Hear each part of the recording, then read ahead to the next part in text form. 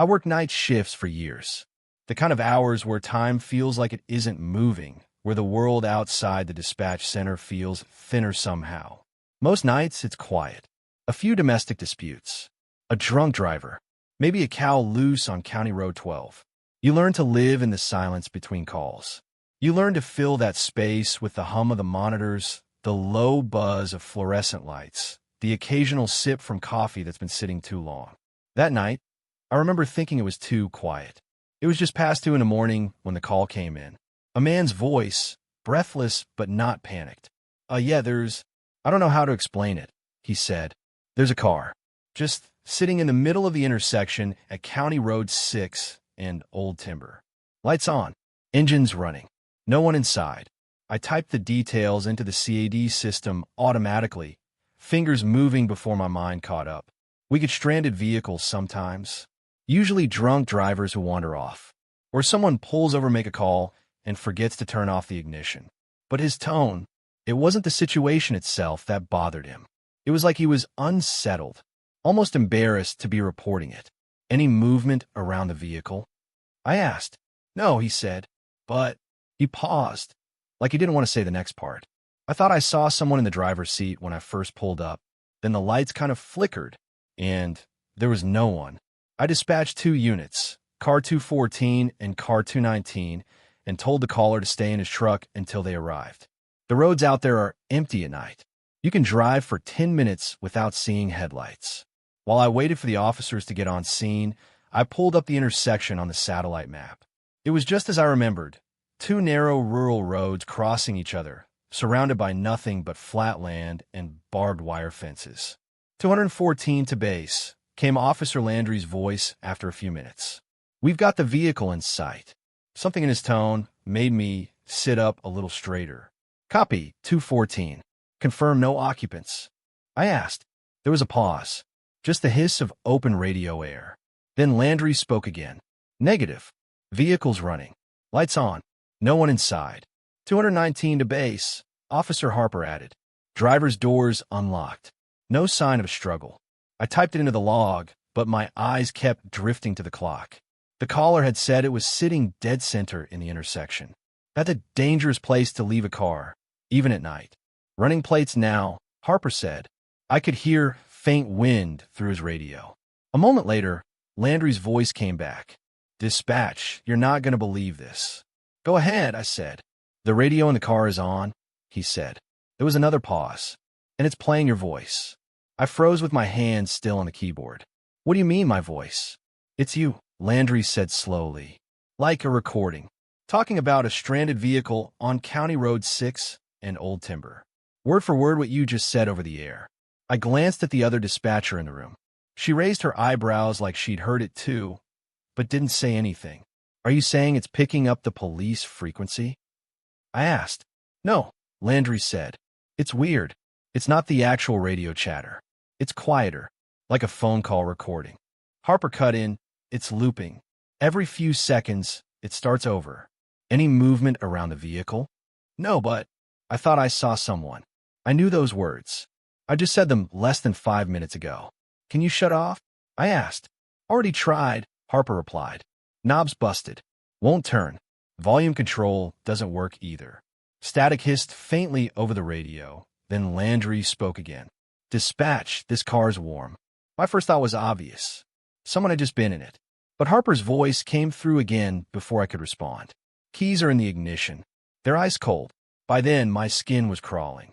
I could feel that quiet, suffocating pressure you get when something is wrong, but you can't explain why.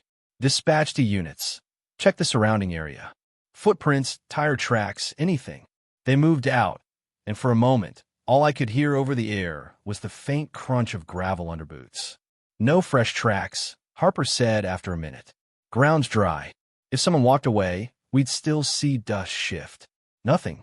Landry came back on. North and east roads are clear. No vehicles in sight. The original caller radioed me directly. His voice was shaky now. Do you still need me here? Cause. I don't like this. Go ahead and head home, sir, I told him. Thank you for your help. The line went dead, and for a moment I thought maybe that would be it. We'd tow the car, log the incident, and move on. Then Harper's voice cracked over the radio. Dispatch. You're not going to believe this. The tape deck's on now. I didn't even know cars still had tape decks. What's playing? I asked. Not sure, Harper said. It's muffled. But I swear, I hear breathing. Landry added, it's not ours. It's slow, like someone's sleeping. Then there was silence. No static, no voices, just an empty channel. 219, do you copy? I said. Harper's voice came back, but lower. Dispatch, you just said my name. I felt my stomach drop. You're telling me the tape said your name? Yeah, Harper whispered. Then it said yours. I was suddenly aware of how quiet the dispatch room had become. The other dispatcher had stopped typing and was staring at me. Units, clear the scene, I ordered. We'll have the tow truck take it from here. Neither of them argued. The car was brought in just before dawn.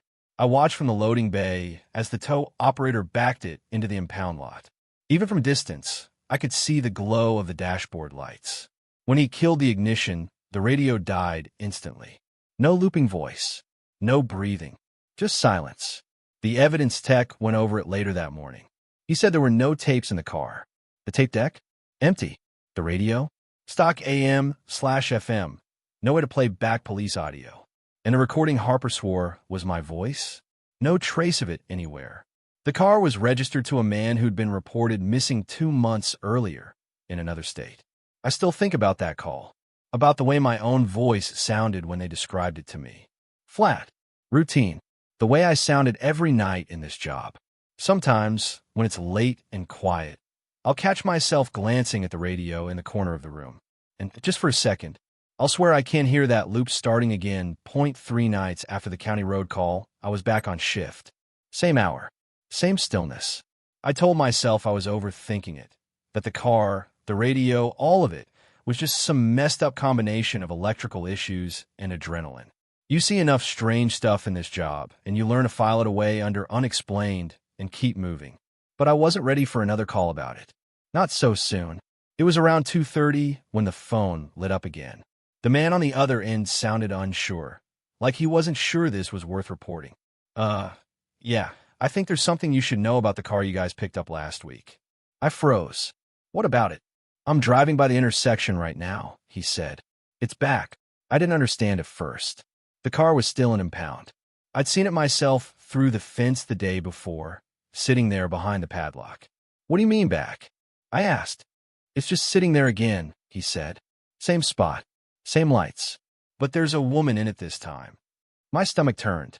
What does she look like? She's in the passenger seat, he said, facing forward, just staring, not moving at all.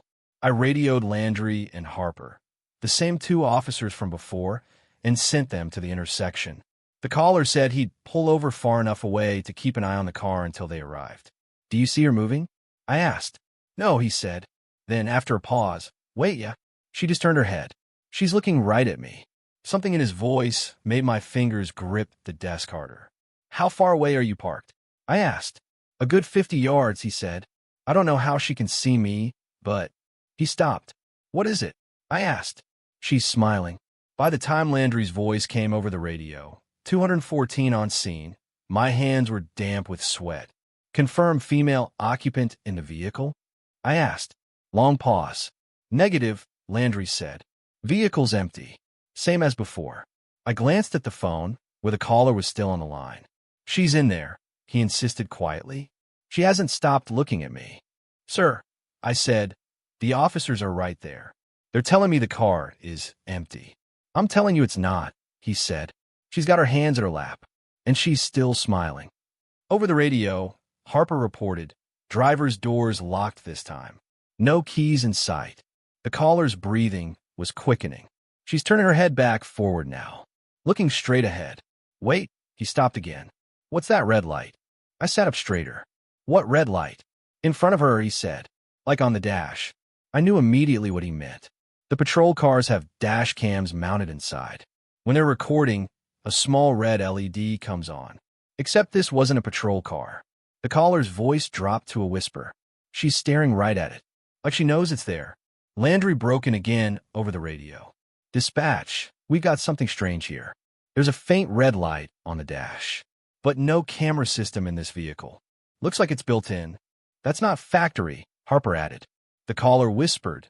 She just turned back toward me again. She's. And then the line went dead. My gut twisted. Landry. Harper. Check on the reporting party. He was parked 50 yards west. Seconds dragged. Then Harper's voice. Dispatch, no sign of him. No car either.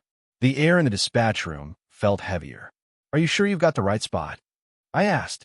I'm standing where the tire marks are, Harper said. They just stop, like he drove into thin air. Landry's voice came back, lower now. That red light's gone, and the passenger seatbelt's buckled. They towed the car in again. I stayed on until shift change, waiting for some kind of follow-up from the missing caller. He never called back. The next day, I asked the evidence tech about the dash light. He shrugged and said there was no light in the dash at all. Nothing wired there. And yet, that night, when I was alone in the dispatch center, I pulled up the live security feed for the impound lot. The car was parked to the back, exactly where they'd left it.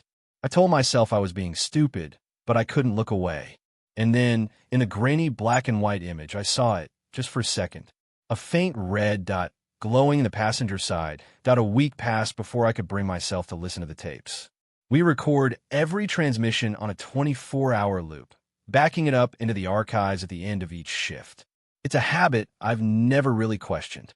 Most of the time, no one listens to them again unless there's a complaint or a review after an incident. But that car, the woman, the red light, it wouldn't leave me alone.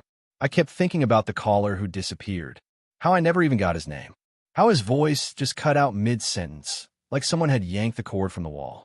So on my next day off, I came in anyway. The dispatch center was empty, just the hum of the servers in the back room. I logged into the archive system and pulled up the audio from the night of the second sighting. The familiar sound of static filled the room as the first recording loaded. I sat back, headphones on, ready to prove to myself there was nothing there. The first half was normal enough. My voice taking the call, Landry and Harper checking in, the usual radio etiquette. Then I got to the point where the caller said, "She's smiling." Something was off. It wasn't in the words themselves, but in the space between them. In those thin stretches of static, I thought I heard something else. I rewound, turned the volume up, listened again. It was faint, so faint I almost convinced myself it was feedback. But it wasn't random noise. It was deliberate. It had shape, a voice, saying my name. I sat there frozen, headphones tight over my ears, afraid to even breathe. The recording went on, officers moving around the scene, the caller growing more nervous, and underneath it all, the voice kept threading through. Sometimes it was almost hidden in the static, barely more than a breath. Other times it was clearer, as if the speaker had leaned right into the mic. Always the same word, my name. I skipped ahead, fast-forwarding through minutes of nothing but chatter, and there it was again. And again. Once it said my name twice in a row, slow and careful, like testing the shape of it. I had to take the headphones off for a second, just to steady myself. My palms were damp. My throat felt tight. I'd worked in dispatch for 8 years. I've heard prank calls, background TV noise, open mics broadcasting God knows what, but this wasn't that. This wasn't coming from the caller's side. It wasn't coming from the officer's mics either. It was sitting in between us, bleeding through the frequency. When I hit play again, I focused on the moment Harper said, "The tape deck's on now." The other voice didn't just say my name this time. It laughed. Not loud. Not human, exactly. Just a small, dry chuckle that made my skin prickle. And then it tried to talk. The words were broken, like they didn't quite fit in the mouth that was making them. I could only make out a few. "See you not long now." Then more static, swallowing the rest. I kept listening until I reached the very end of the recording. The officers had cleared the scene. The tow truck had taken the car. The line should have been silent after that, but it wasn't. For nearly 30 seconds, there's just breathing. Not labored, not panicked, just steady, patient breaths, like someone was sitting inches away from the microphone. And then, in a voice that was almost a whisper, "Turn around." I tore the headphones off so fast they hit the desk. The back of my neck felt cold. My chair squealed against the floor as I spun around. Nothing. Just the dim, empty room. I shut down the player, logged out, and left. That night on shift, I didn't tell anyone what I'd found. I didn't want to hear the same old explanations. Faulty equipment, radio bleed, imagination. But follow me anyway. Every time the radios went quiet, I caught myself straining to hear, through the static, afraid I'd catch that voice again. Sometimes I thought I did. Just a faint curl of syllables I couldn't make out. And once, I swear I heard my name. It was around 3 a.m., middle of a dead hour. The kind of silence where you can hear the fluorescent lights buzzing overhead. And then, soft, almost swallowed by the hiss. My name. I looked at the radio. The transmit light wasn't even on. I don't listen to the archives anymore. I don't need to, because whatever that voice is, it's not stuck in the recordings anymore. It's here, now, waiting for me to answer. I've driven through that intersection 100 times. Probably more. It's not a busy one. 2 lanes each way, a few shops on one corner, a boarded-up gas station on the other. The kind of place you pass without really seeing. So when they sent me out there to check the traffic lights, I didn't think much of it. It was just part of the follow-up after that night. The night the call came in from County Line. The night the man kept screaming about the shadows. The night the cameras caught whatever they caught. I wasn't out there during the blackout, but I'd heard the recordings. I'd seen the grainy security stills. It was already crawling under my skin before I even put my keys in the ignition. It was mid-morning when I got there. The sun was already high, making the asphalt shimmer. Everything looked normal, but it wasn't. The first thing I noticed was that the air didn't sound right. You know how every intersection has its own noise? The hum of power lines, the faint tick of the traffic lights, the whir of passing cars. This one felt muffled, like there was a blanket between me and the world. I walked up to the pole closest to me, the one holding the southbound lights. The red, yellow, and green lenses were there, dusty, faded from the sun. Nothing unusual. I was about to mark it off on my clipboard when I looked up higher and saw it. Above the normal 3 lights was a 4th. It was bigger than the others, and its casing was a dull, dead black. No lens, no glass, no light inside. Just this strange, flat face pointed straight toward the intersection like it was staring. For a second I thought maybe it was a camera, but there were no wires going to it. No mounting plate I recognized. It was just attached, like it had grown out of the pole. I stood there longer than I meant to, my pen hovering over the page. My brain kept trying to tell me it had probably been there for years, and I just never noticed. But I've been through this town all my life. I would have noticed. I moved to the other poles. Northbound, eastbound, westbound. Each one had the same thing, 3 normal lights, and one of these black, unlit ones at the top. I felt this tightening in my chest, like I was being watched, even though I was the only one there. By the time I got back to my car, my hands were shaking. I kept telling myself I was overreacting, but then I remembered the footage. I drove straight to the municipal building. They keep the traffic cam archives in a secure room behind records. You need a key card just to get in, and the air always smells faintly of ozone from all the equipment. I asked Martha, the clerk on duty, for the footage from the night of the blackout. She raised an eyebrow, but didn't ask questions. She just slid the hard drive toward me. It took me a while to find the right angle. The main camera for that intersection sits high on a utility pole across from the boarded gas station. It's not the best quality, more like something you'd see in a parking lot. But it caught everything. The blackout hit around 2:14 a.m. In the footage, you see the intersection lit up normally, a few cars passing through. Then, the lights blink out. All of them. Street lights, store signs, headlights from the cars in frame. Everything just vanishes into black. For almost 30 seconds, the camera is blind. Then the power snaps back. Only it's not the same. The first frame after the lights return shows the intersection empty. No cars, no people, just still air and the faint sway of the traffic lights. I scrub back. Before the blackout, there'd been a sedan right in the middle of the intersection. I watched it over and over, thinking maybe I'd missed it driving away. But no, the car was just gone when the lights came back. I kept watching. About 20 seconds after the power returns, something moves in the frame. It's a man, tall, thin, walking slowly from the far corner of the intersection toward the center. His posture is strange, like he's leaning slightly forward, head tilted. I leaned closer to the monitor.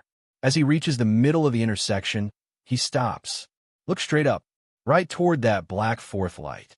For almost a full minute, he just stands there, staring. Then, without any change in his expression, without looking around, without hesitation, he steps toward the pole. And then, he steps into it. Not climbs. Not disappears behind it. Not blocked by the camera's angle. He steps into the black casing like it's a doorway. And then he's gone. I sat there frozen, the cursor still blinking on the playback bar. My first thought was that it had to be a video glitch. But the sway of the traffic light cables, the movement of debris on the road, it all continued smoothly. The only unnatural thing was him. I pulled the footage from a different camera, the one on the opposite side. The same thing happened. He just walked into it. I tried zooming in. The resolution broke into blocks, but I could still see the outline of his body dissolving into that black surface, like the light wasn't solid at all. And here's the part that's been eating at me ever since. When I froze the exact frame where his face is tilted upward, looking at the light, he's smiling. Not a happy smile, not even a creepy one. It's the kind of smile you make when you finally find something you've been looking for. I sat there for almost an hour, replaying it over and over until my eyes hurt. Eventually, Martha knocked on a glass and asked if I was okay. I didn't answer. I just closed the file and handed her the drive. I didn't tell her what I'd seen. I couldn't. That night, I couldn't sleep. Every time I closed my eyes, I saw that black light hanging above me, and that man looking up at it with that knowing smile. I kept telling myself it wasn't possible, that there had to be some rational explanation. But around 3 a.m., I got up and went to my window. I don't even know why. Maybe I just needed to see a normal street light again, to prove to myself they were harmless. But when I looked out across the road, there was a traffic light at the far end of my street, and above the red, yellow, and green, a fourth light, black, unlit. I used to think I'd heard every kind of 911 call you could imagine.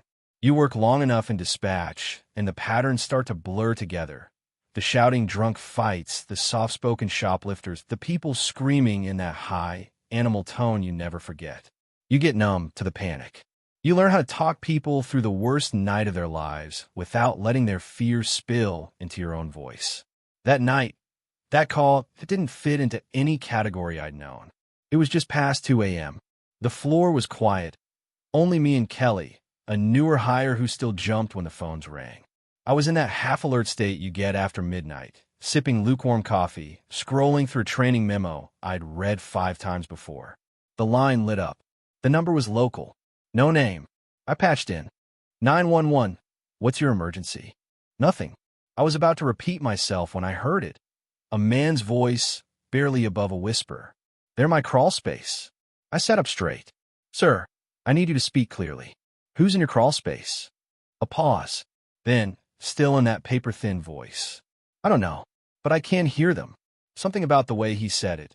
It wasn't rushed. It wasn't even panicked. It was controlled. Like he was afraid that if he said too much, too loud, he'd be heard. I clicked into the call log. His name didn't come up, just a street and a house number in a quiet part of town. Okay, are you in a safe location right now? I'm in my bedroom. I started typing the details for a unit to be dispatched. Can you tell me your address to confirm? He gave it. Exact match. That's when I heard it. Not him. Not his breathing. Something else, faint, buried under static, but undeniably there. Slow, uneven, breathing. I pulled my headset slightly from my ear, then back again, trying to make sure I wasn't imagining it. It wasn't him. It was on the line with him. Sir, are you alone in the house? Another pause. This time longer. No, he whispered. My stomach tightened. You mean the person in the crawl space? Yes. The breathing crackled in my ear again, wet, dragging inhales like each breath hurt. I gestured to Kelly, pointing at the screen. She mouthed what? I tapped the headset mic, then cupped my hand to my ear. She frowned but started notifying patrol. Sir, where's your crawl space in trance? I asked. Down the hall. Past the kitchen. In the floor. The way he said it made it sound like something you weren't supposed to open. And how do you know they're in there? I heard the hatch open. An hour ago. I thought it was the wind at first. The breathing grew louder for a second, then quieter, like someone shifting position. I pressed my lips together. Can you get out of the house, sir? I can't. If I move, they'll know where I am. His voice cracked for the first time. Kelly typed on her console and held up 3 fingers. 3 minutes until arrival. I leaned forward. Okay, I want you to stay where you are, but keep talking to me. Tell me, can you still hear them?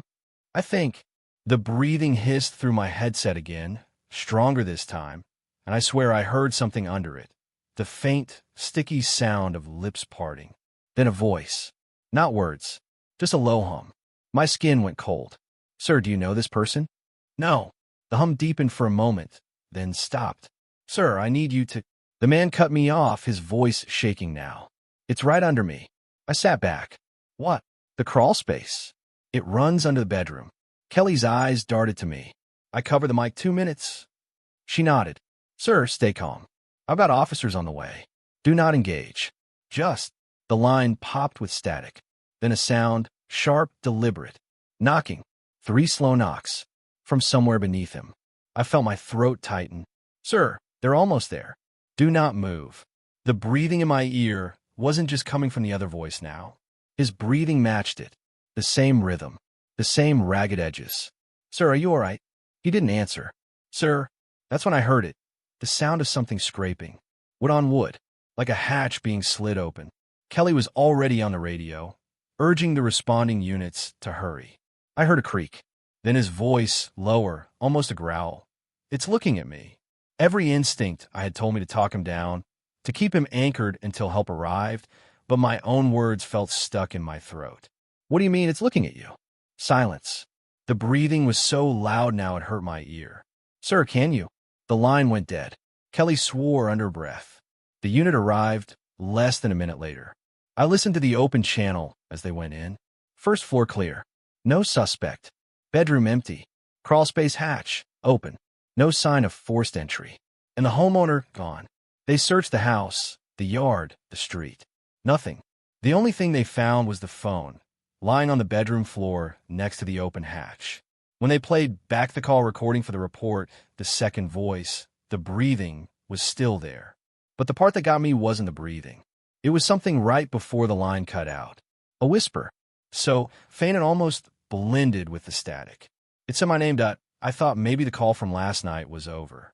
I told myself that. Told myself it was just a weird one-off. One of those dispatch shifts that sticks with you for a couple days and then fades into the blur of every other voice you've ever taken over the line. But I kept thinking about him. That whisper. That breathing that wasn't his. It didn't help that when I left work that night, I parked in my driveway and just sat in the car with the engine off for 15 minutes, staring at my own house like I was expecting to see someone watching me from the crawlspace vents. The next night, I was back in the chair. Same console, same hum from the monitors, the same scent of burnt coffee and dust from the vents. It was quiet for the first couple hours, the kind of quiet that doesn't feel like peace, more like the air is just holding its breath, waiting. When the line rang, I recognized the number. It's not that I memorized it. I couldn't, but it felt familiar, like the digits had a weight in my head from seeing them before. I answered the same way as always. 911, what's your emergency? There was a long pause, just faint static, the sound of a line that was open but hesitant. Then that whisper, it's me from last night. I felt my shoulders tense. Sir, are you safe right now? No, he said. His voice was thinner now, like he'd been breathing too shallow for too long. She's here again. The static pulsed. It wasn't just random white noise. It had a rhythm like slow, strained breathing in my ear. I swallowed. Is this the same person you said was in your crawl space last night? Yes, he whispered. She's above me. I clicked my pen and jotted that down without thinking. Okay, are you saying she's in your attic? No, there's no attic. His voice shook. I'm in the living room. I can hear her moving right above me. The ceiling, it's pressing down. I leaned closer to my headset mic. Sir, if there's no attic, maybe you're hearing something outside on the roof. It's not the roof, he cut me off. The sound's inside the ceiling. The boards are bending. I can hear her hands. I didn't say anything right away. I just listened. And he was right. Under the static, there was something, a faint series of dull creaks.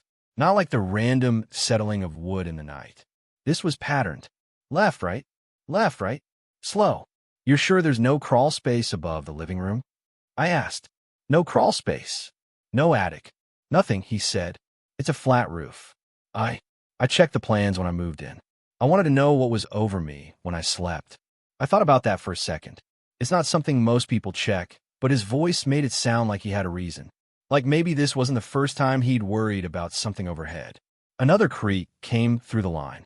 Closer. Louder. She's right above me now, he breathed. Can you describe her? I asked. My pen hovered above the notepad. No, he said quickly. Too quickly. If I look, she'll see me. If I speak too loud, she'll know I'm here. That didn't make sense. She would already know. Sir, I said, keeping my voice even. Help is on the way, but I need you to move somewhere safe. Is there a room you can lock yourself in? He didn't answer right away. When he finally did, his voice was lower, like he'd turned his head away from the phone. She's crawling. I sat back in my chair, my chest tightening. I glanced over at my coworker across the room. She was typing reports, oblivious. Sir, stay calm. Don't hang up. Just keep talking to me. Another sound came through, but this time it wasn't the ceiling creak. It was wet, muffled, like someone dragging their sleeve across a microphone, but slower, heavier. She's dragging her face, he whispered. I didn't know what that meant. She's rubbing it along the boards. Listening. I made myself keep breathing. Are you sure this is a person? Yes. A beat. No. The way he said it, like both answers were true, left something cold in my gut. Sir, how long have you lived in this house? I asked. He was silent for a long time. Then, 2 months. Have you had any problems before? Yes, he said, but not with her. The last one was smaller. I hesitated. The last one. They live in there, he said, in the spaces. They wait for new people to come, and then they try to fit themselves into the shape of the house. The line hissed for a second. My hand shook a little as I wrote his words down. I wanted to ask a dozen questions, but then I heard it, not from his end, but in my own headset. The breathing. It was slow, deliberate, what around the edges, like it was pushing through a throat that didn't work right. And it wasn't coming from him. I muted my mic and checked my board. His line was the only open one. No other calls.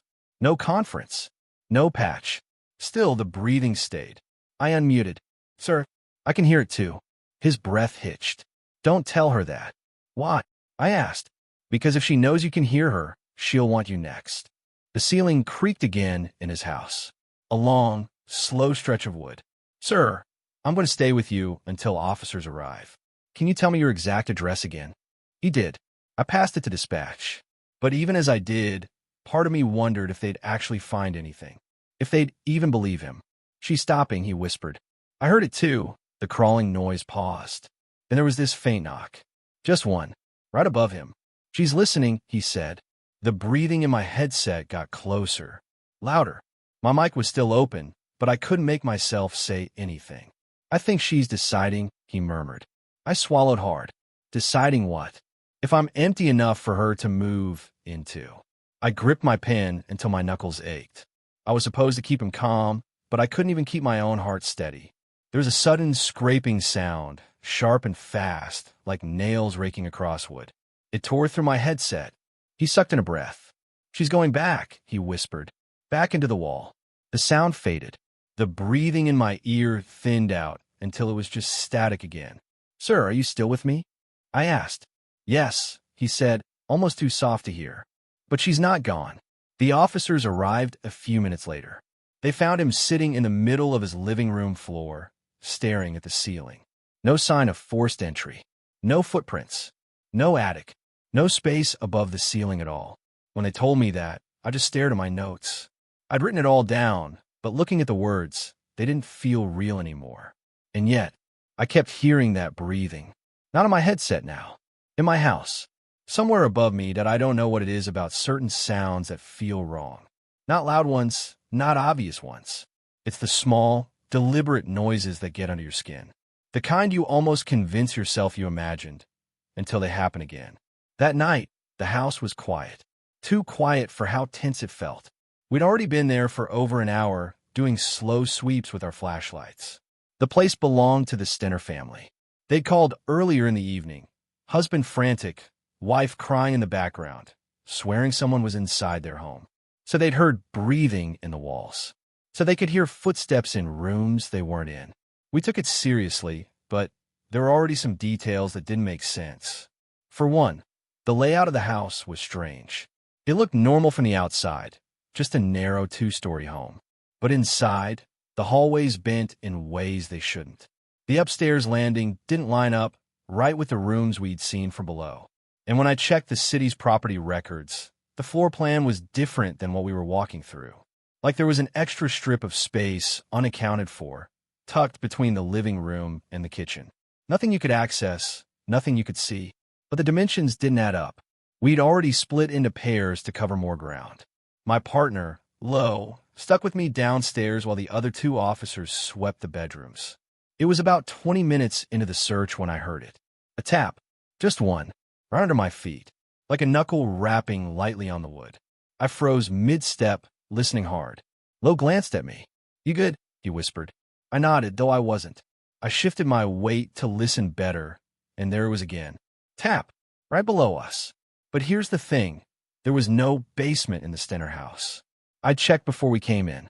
The crawl space under the floor was barely a couple feet high. No one could move around down there. "Did you hear that?" I asked. He started to say no, but then, tap, tap, two this time. We locked eyes. Could be the pipes, Lo muttered. But he didn't sound convinced.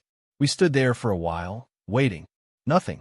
So we moved on, flashlight beams cutting through the shadows. We'd barely crossed into the dining room when it happened again. Tap, under my left foot this time. I stopped so fast Lo nearly walked into me. And then it moved. Tap, this time under his boot. We both stepped back instinctively. Another tap, now under the far side of the room. Like whatever was making the sound was following us. I tried to tell myself it was just the old wood creaking in sequence with our steps. But the timing was too perfect. We called upstairs, asking the others if they'd heard anything. They said no, just some settling noises from the roof. So we kept moving, because what else could we do? We couldn't exactly radio in that the floor was tapping at us. Still, I couldn't shake the feeling that it was aware. Like something down there knew exactly where we were standing. We entered the living room, and it felt heavier somehow. The air was warmer, like we'd walked into a space that had been sealed off for too long. There was a faded rug across most of the floor, but the edges curled up just enough to see the hardwood beneath. Tap, this time was soft, hesitant, like a single fingertip against the wood. Lo moved toward the sound, crouching low, pressing his ear to the floor. I hated watching him do it.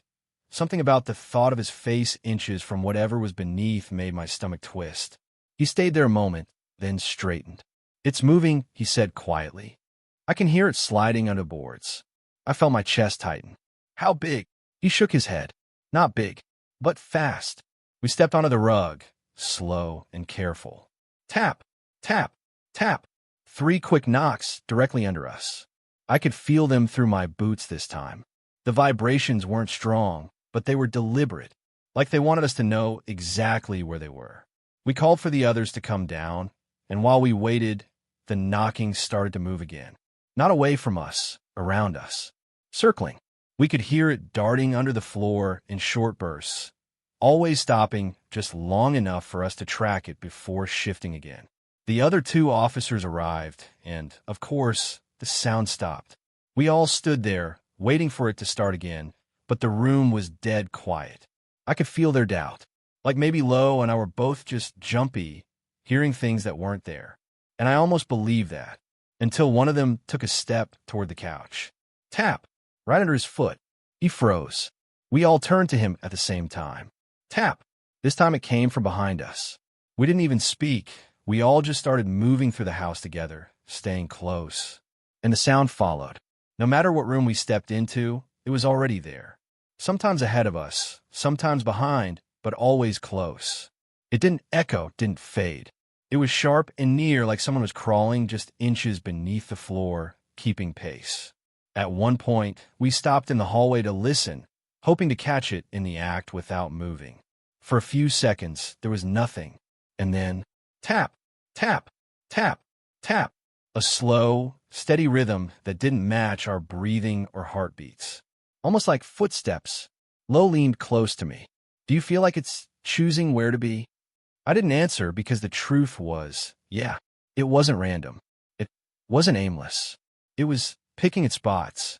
We eventually ended up back in the kitchen because that was the only room where we hadn't heard it yet. The tile floor felt cold, even through my boots. I thought maybe it wouldn't follow us here. And for a minute, it didn't. We stood there, flashlights cutting across the counters and cabinets. Then one of the tiles under the fridge made a faint, hollow sound. Not a tap this time, more like a scrape, something dragging lightly. We moved the fridge out, but the floor under was solid. No loose panels, no vents. Still, that dragging noise came again from the far corner. I shined my light there, and the beam landed on a small crack in the grout, just wide enough to slip something thin through. The sound came from right there. Lo crouched again, and I swear, I saw the tile lift. Not much, not even half an inch, but just enough to make me step back. And then it dropped back down. The sound stopped. We ended up calling it in as possible animal activity, because what else could we write in the report? But I knew it wasn't an animal. No raccoon or possum moves like that. Matching steps, circling rooms, choosing moments. We searched the crawl space before we left. It was empty. No disturbed dirt. No signs of nests or tunnels. Just bare, packed soil. But as we were leaving, Mr. Stenner asked me something that's been stuck in my head since. He said, "You heard it too, didn't you?" I didn't answer. Then he pointed at the living room floor and said, "It's not the first house." I think about that sometimes, what he meant by not the first. The way the taps seemed to follow us, room to room, like they didn't care about walls or foundations. Sometimes, late at night, when I'm lying in bed, I'll swear I hear it again. A soft, patient knock, right under me. I don't think I'll ever be able to explain what I saw that night. Even now, it feels like something my mind made up like a fever dream. But I know it was real. I can still smell the dust in my nose, still taste that dry, old air on my tongue. And I can still hear the sound of my own breathing in there, too loud, too fast, echoing in a space that shouldn't have been able to echo at all. We've been standing around that sealed hatch for hours. For officers, one maintenance guy, and me, the dispatcher who had no business being in the field. But after what we'd been hearing over the radio for days, those floorboard taps following everyone from room to room, I couldn't just sit in the station anymore. They kept saying it was coming from the crawl space. The problem was, the crawl space had no access from inside the house. Whoever built this place had sealed it up decades ago. There was a hatch outside, under the porch, but it was rusted shut. The boards around it were warped and brittle, like they'd been soaking up water for years. It took us almost an hour just to pry it open. The metal groaned like something alive, and when the seal finally broke, a smell came out, dry, but stale like air that had been locked away since before I was born. It wasn't the kind of rot you get from dead animals or mold. It was hollow, like the absence of life itself had a scent. The beam from Officer Grant's flashlight hit the opening first. We all expected to see dirt just a foot or two down. Maybe some rotted joists, a few cobwebs. But the light didn't stop. It just kept going. At first, I thought it was just the beam cutting into darkness, but no. The walls, the floor, the ceiling, they all kept stretching, farther than any crawl space had a right to go. "This doesn't make sense," Grant whispered. His voice didn't echo the way I thought it would. Instead, it got swallowed, like the darkness just took it and didn't give it back. We dropped down, one at a time. My boots hit the floor and kicked up a puff of dust so fine it felt like smoke. It shimmered in the flashlight beam before vanishing again. And that's when I saw them. The shoe prints. They started right there in front of me, a single pair pointing deeper into the crawl space. The size was strange. Too big to be a child's, too small to be a man's. And they weren't fresh. The edges were softened like they'd been there for years. Except, there was no reason they should have been there at all. No one had been inside this crawl space for decades. The dust should have been undisturbed. The maintenance guy, Reed, knelt down to study them. "Could be rats," he muttered, but his voice didn't carry conviction. We all knew rats don't leave shoe prints. We started walking. I counted my steps at first. 1, 2, 3. I told myself I'd stop at 20. By then, We should have hit the other side of the house. But 20 came and went. Then 40. Then 60. The crawl space didn't end. It wasn't even bending or narrowing. It just kept going. The further we went, the more wrong it felt. The air was colder than it had been outside. Not a sharp cold, a dead one. The kind of cold that feels like it's in your bones before you even notice it on your skin. The shoe prints stayed ahead of us, like they were leading us somewhere. The dust was thicker now. Each step left our own trail behind us, but I couldn't stop looking at the original prints. There was a point, maybe 2 minutes in, when Reed froze. He was staring at the ground, his light fixed on the prints. "Hold up," he said. We crowded around. The shoe prints stopped.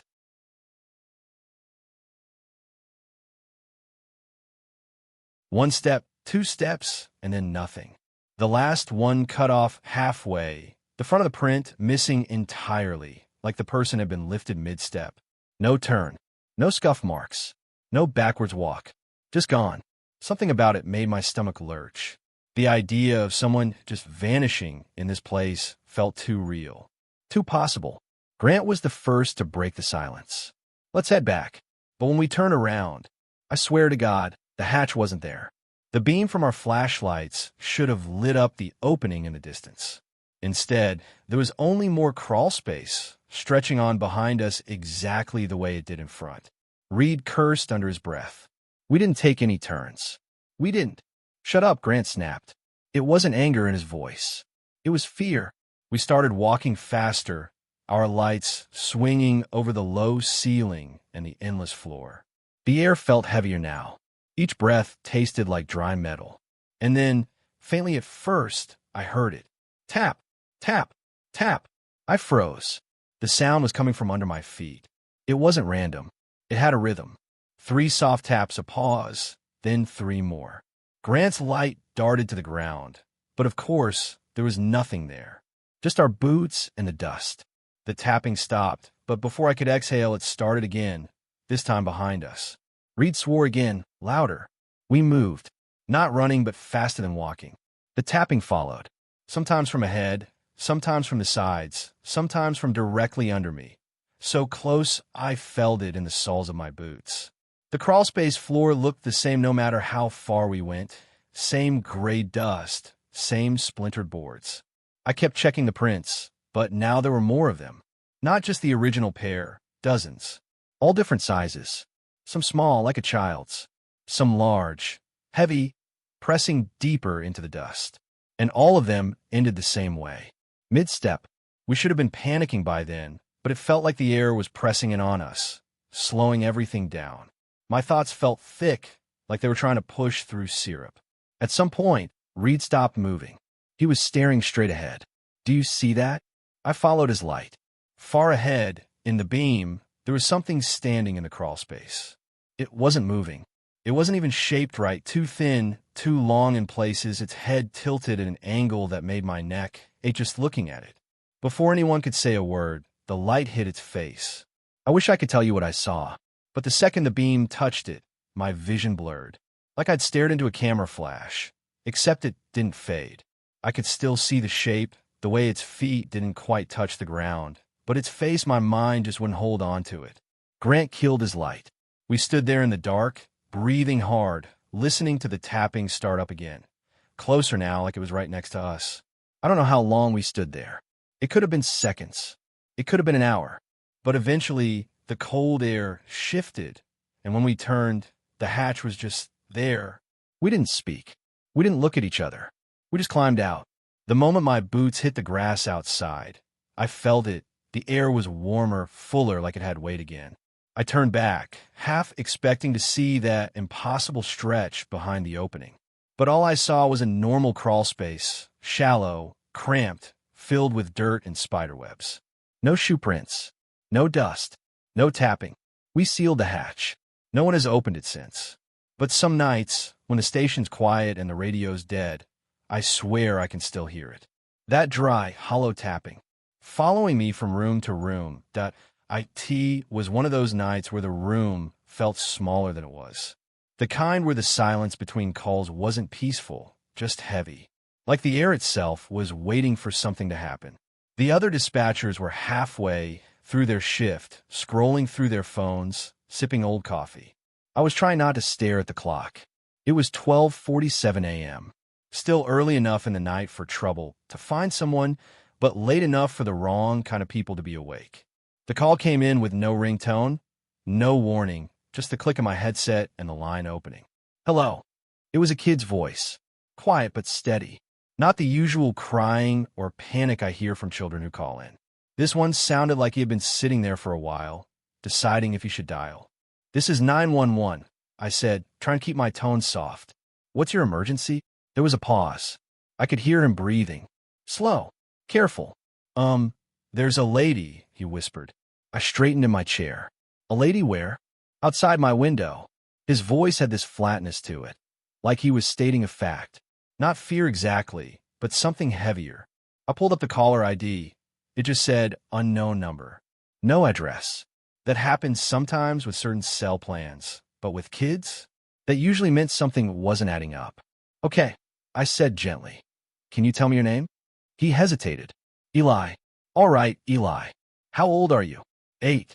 I wrote it down. "Can you tell me where you are right now?" Another pause. I could hear a faint hum on the line. Not static, more like the sound of an old refrigerator in the distance. "I don't know," he said finally. "I just wanted to ask you something." That's when I noticed something in his tone. The kind of guarded curiosity you hear in kids when they're testing if they can trust you. "Go ahead," I said. "Is she outside your window too?" For a moment, I didn't answer. My gaze flicked to the dark glass beside my desk. The reflection of my own tired face looked back at me. Beyond it was just the parking lot, empty under the yellow street lamps. "Eli," I said slowly, "who is she?" "The lady," he said, as if I'd already met her. "She's wearing a long dress. It's dirty. Her hair's tall over her face. She's just standing there." My pen stopped moving. "And you said she's outside your window?" "Yes." Then, in the same steady voice, "She's outside yours too." I didn't look. Not right away. Years in dispatch teach you not to give in to a caller's emotions too fast, especially if they're describing something you can't confirm. I kept my eyes on the desk. "What makes you think that, Eli?" He didn't answer right away.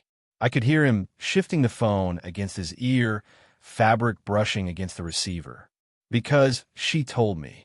The hum on the line seemed to deepen, almost like a pulse. I forced myself to glance at my window. Still empty. Just the lamplight on wet asphalt. "Eli," I said carefully, "I want to make sure you're safe.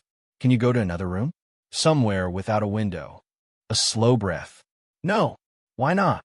"She'll follow me." "Has she tried to get inside?" "No," he said. "She just watches." I took a sip of coffee I didn't want, trying to keep my voice calm. "Eli, I really need to know where you are so I can send someone to help you. Can you look around and tell me what you see outside your house? Any signs? Street lights?" Another silence. Then, "It's too dark, and there's nothing here." That set off alarms in my head. No lights, no streets. Even rural areas have something. "Okay," I said. "If you can't see outside, can you tell me what your house looks like? Anything that could help me find you." There was a faint sound on the line, then something like fingernails tapping on wood. I couldn't tell if it was coming from his end or somewhere near me. "It's not a house," he said.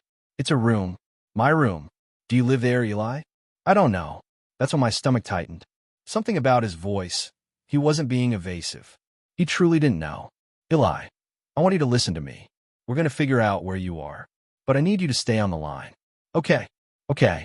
I was about to ask him to describe the room when I heard something in the background. Not movement, a voice. Low, muffled. I couldn't make out the words, but it had that strange, stretched quality, like it was coming through water. "Eli, who's with you?" He didn't answer. The voice came again, a little clearer, but still distorted. I leaned in, pressing my headset tighter against my ear. It was a woman, whispering. I caught 3 words. "I see you." My hand tightened around the pen. "Eli, can you tell me what she's saying?" "She's not talking to me," he said. "She's talking to you." My throat went dry. What does she know who I am? Eli's breathing quickened for the first time. "She says she always knows. She's been watching you too." I looked back at my window. Still empty. But the thing is, There's a difference between seeing something and feeling it. And right then, I felt it, that heaviness outside the glass. The kind of pressure you don't see, but your body reacts to. Eli, I said, my voice dropping, I'm going to ask you something important. Can you tell me exactly what she looks like? She's not the same now, he whispered. What do you mean? She's closer. I swallowed hard. Is she moving toward your window? No, he said. She's moving toward yours. The hum on the line was louder now. My pulse was keeping pace with it. I turned my chair slowly toward the window. Nothing. But my reflection looked wrong. The angle of the head tilt. The hair framing the face, not mine. It was almost imperceptible, but enough to twist something deep in my gut. Eli, I said, I don't see her. That's okay, he said quietly. She said you will. I reached for the keyboard to ping the call, to trace anything, but the system froze mid-command. The cursor stopped blinking. Then, click, the line went dead. I tried redialing, but it rang once and dumped me back to the home screen. No record, no entry in the call log. Like it never happened. The window stayed empty the rest of the night. But even now, when the building is quiet and I catch my reflection in the glass, I swear, I see her hair moving. When I came back the next night, my desk felt different. It wasn't the chair or the headset or even the soft hum of the dispatch center that threw me off. It was me. I felt heavier, like a part of me had stayed behind after last night's call, still sitting here, still holding the line open to that boy. I didn't tell anyone about it. Not my supervisor, not my coworkers, not even my own reflection in the mirror when I brushed my teeth this morning, because it sounded crazy. A kid asking if the lady outside my window was also outside that's not exactly something you want floating around in the break room gossip chain. And yet, I couldn't stop replaying it. His voice, his pauses, the way he asked it like he already knew the answer. My shift started like normal. Calls came in. Minor stuff, mostly. A neighbor dispute. Someone locked their keys in the car. A woman thought she heard footsteps in her attic, but it turned out to be raccoons.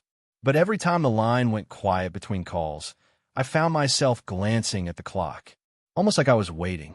It was just after 1 a.m. when it happened. The phone lit up. The number was blocked. Not unusual. Plenty of emergencies come from unlisted numbers or cell phones without caller ID. I picked it up. 911. What's your emergency? There was silence. Not the kind where someone's deciding what to say. The kind where you know they're already listening. Hello. I tried again, softer this time. Then I heard it. That same small, fragile voice from last night. Hi. My throat tightened. Is this the boy who called yesterday? A pause. Then, yes. I swallowed. My eyes flicked toward the supervisor's glass office. Empty. No one was watching me. Okay, I said slowly. Are you safe right now? Another pause. Then, in almost a whisper, do you still see her? I froze. There was no her here. Not last night. Not now. But I didn't correct him. No, I said carefully. I don't see anyone outside my window. There was a few seconds of silence. Then he spoke again, his voice carrying a strange, flat calm. That's good. I started to relax, just a little, until the next words came. Because she's looking at me now. Something shifted in my gut. Where are you? Can you tell me your address? But instead of answering, the boy said, What's your name? I hesitated. We're trained not to give personal information. But something in his voice, it didn't feel like curiosity. It felt like necessity. Mark, I lied. You can call me Mark. A tiny breath. Then, okay, Mark. I started asking him the standard questions. Where he lived, if a parent was home, what the lady looked like, but then it happened. Right in the middle of my sentence, I heard myself. Not my own voice through the headset. Not an echo. Him, repeating my words. At first, I thought maybe he was just trying to remember what I'd said. But no, he wasn't repeating after I finished. He was repeating with a delay. I'd say something. A beat would pass. Then his voice would copy it. Same words. Same pacing. Almost like he was reading them off a page. It didn't start all at once.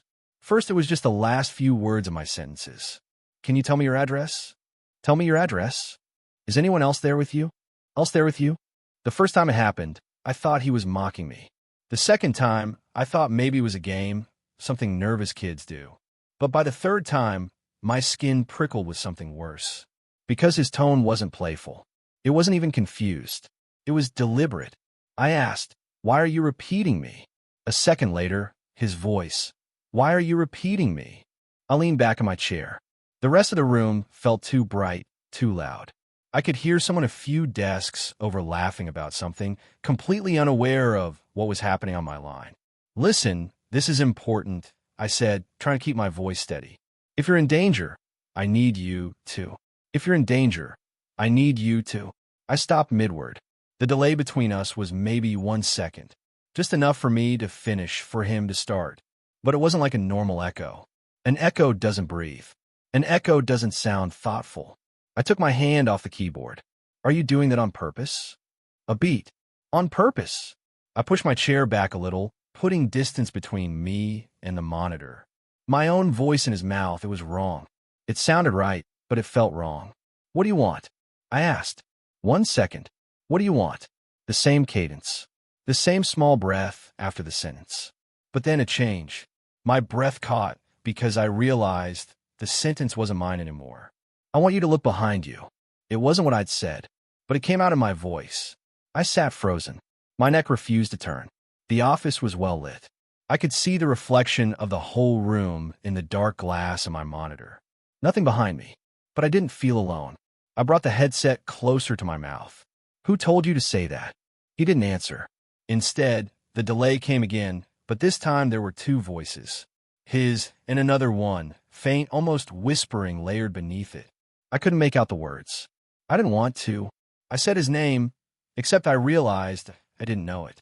He'd never told me. "What's your name?" I asked. 1 second. "What's your name?" Then, softly, "I think it's yours." My mouth went dry. "No, you're not me. You're not me." My pulse thundered in my ears. I wanted to hang up, but I couldn't. It was like my hand wouldn't obey me. Somewhere deep down, I understood that whatever was on the other end of this call, it didn't need a phone line. The line was just for me, for my benefit, to make me think there was a barrier. The repeating got worse. He started speaking over me, anticipating the ends of my sentences before I reached them. Sometimes the delay stretched, like he was waiting for something or listening to someone else. I heard him breathe, slow and steady, like a grown man pretending to be a child. Finally, I whispered, "What's outside your window right now?" The delay stretched longer than ever. I could hear faint static. Then, "What's outside your window right now?" My chest tightened. "There's nothing outside my window." This time, there was no delay at all. His voice came through instantly. "Yes, there is." The words hit me so hard, I almost ripped the headset off. I spun in my chair to look. Nothing. Just the parking lot lights bleeding into the glass. When I turned back, the line was dead. I sat there long after the call ended, staring at the blinking cursor on my screen, trying to breathe normally. Somewhere deep in my gut, I knew this wasn't over. Because the last sentence he spoke, I couldn't remember if it was his voice, or mine that I used to think I was good at keeping calm on calls.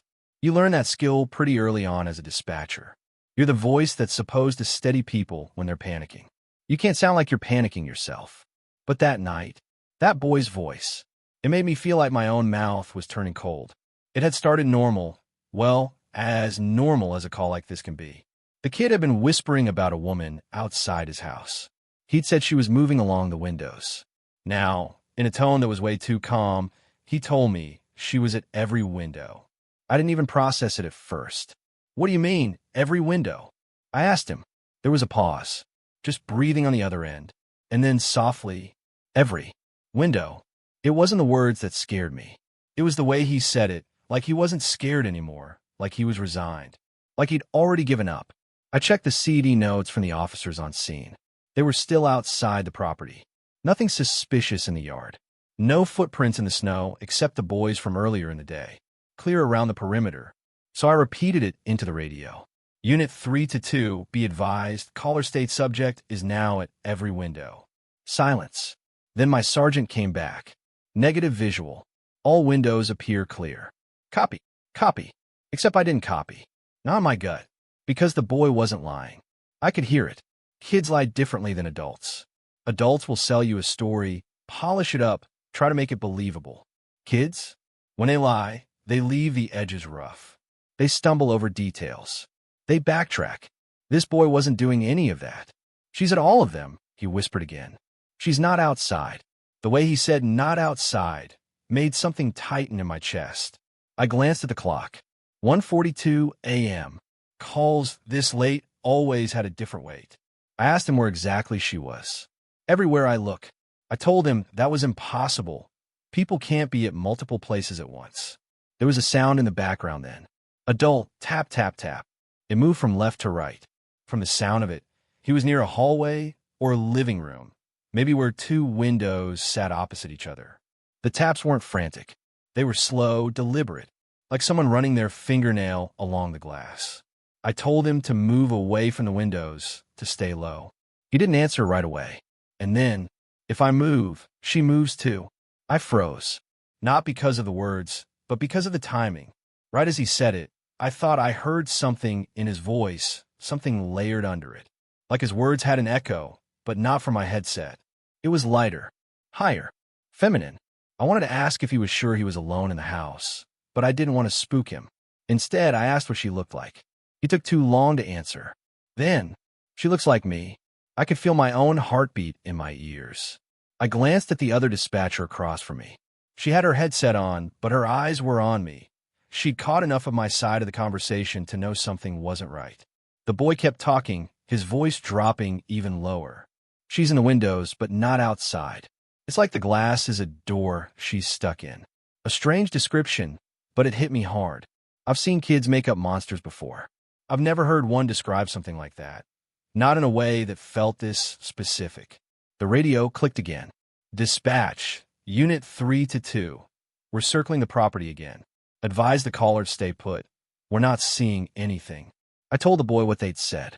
He started breathing faster. They won't see her. Only I can see her. And then, almost angrily, she wanted me to open the glass. The tapping came back, louder this time like it was right in his ear. I could hear it clearly through the headset. I swear I could even hear a faint scrape, like nails dragging. Don't go near it, I told him. My voice came out sharper than I meant. He whispered, if I stop looking at one, she gets closer at the others. I didn't understand at first. Then it clicked. He meant if he looked away from one window, she'd appear closer at another one instantly. That's when I realized he wasn't talking about her moving around the house. She wasn't moving at all. She was in every reflection. The notes from the officer updated again. All windows clear. No sign of forced entry. But the boy said something then that made me turn cold. She's waving now. I told him not to wave back. He didn't say anything. Just a faint creak of the floorboards under his feet. And then, almost curious, she's not waving at me. I didn't want to ask. I did anyway. Who's she waving at? The line went dead quiet. Then, in a voice that barely sounded like his own, at you. I swear my stomach dropped. For a second, I almost believed it. Like if I looked over my shoulder at the glass panel behind my desk, I'd see her there too. I forced myself to focus. I told him the police were right outside, that they'd be in soon. He sounded distant, like his attention was slipping. She's talking now. I asked what she was saying. The next words? God, I can still hear them. She says she used to talk to you. Every hair on my arm stood up. I wanted to tell him she was lying, that he shouldn't believe anything she said, but my throat felt tight. The radio crackled again. Dispatch, we're making entry. Advise the caller to stay where he is. I told him that. He didn't respond. All I could hear now was the tapping. And behind it, a faint humming, like a woman's voice, but no melody I recognized. Then the officers keyed up. Dispatch, house is empty. No one inside. I thought they meant no intruder. But when I asked if they had the boy, the reply came fast, clipped. Negative. No child in the residence. I remember my mouth going dry. The call was still open. I could still hear breathing on the other end. I asked the boy where he was. There was a pause. Then almost politely, every window, and the line went dead that I didn't even want to watch the footage. By that point, I'd already gone 3 nights without sleeping, my brain slipping into this hazy place where the edges of reality started to curl inward. I knew the recording would be worse than whatever I'd been imagining, but part of me felt like, if I didn't look, it would be the same as pretending it never happened. and I was past the point of pretending. The officer slid the USB stick across the desk toward me like it was something toxic. He didn't say much. Just, "You should see this." The air in the small, dim room felt stale. The blinds were half closed, and a strip of sunlight cut through the dust between us. I plugged the USB into the computer, my hands trembling so badly I almost bent the thing in half. The footage started with the front of the house. Night vision turned everything that strange silver green, the grass glowing faintly, the siding of the house pale like bones. The angle was from the far corner of the property, one of the cameras my neighbor had pointed over when all this started. At first, it was quiet. Nothing moved except the trees, swaying slowly in the wind. I thought maybe they'd given me the wrong file, that maybe this was just hours of empty night. But then, I saw her. It was barely a movement at first, just a shift, a shadow breaking the stillness. She stepped into frame from the far left. I swear my chest tightened instantly, like my body knew before my mind caught up. She was just standing there, far enough away that I couldn't make out her features, but close enough that I knew she was looking toward the house. I leaned closer to the monitor. That's when I saw it. She wasn't looking at the house. She was looking at the camera, dead on, like she knew exactly where it was. I froze. My hand hovered over the mouse, but I couldn't bring myself to hit pause. She didn't move for a long time. The wind shifted her hair across her face, but her body was completely still, too still for someone just standing outside in the cold. And then she walked, not toward the front door, but toward the side of the house, slow and deliberate. The camera's wide angle caught her as she reached the first window. That's when I realized something was wrong. She was reflected in the glass. Not like a normal reflection, though it was wrong. In the reflection, her head was turned slightly, as if she was facing the camera, not the house she was actually beside. The reflection's eyes were locked on me through the lens. She moved again, this time to the next window. Each time she reached a new pane of glass, her reflection followed the same rule, never facing inside, always turned toward the camera, toward me. I felt a creeping cold crawl down my spine. I skimmed forward in the footage. The timestamp jumped ahead 10 minutes, then 15.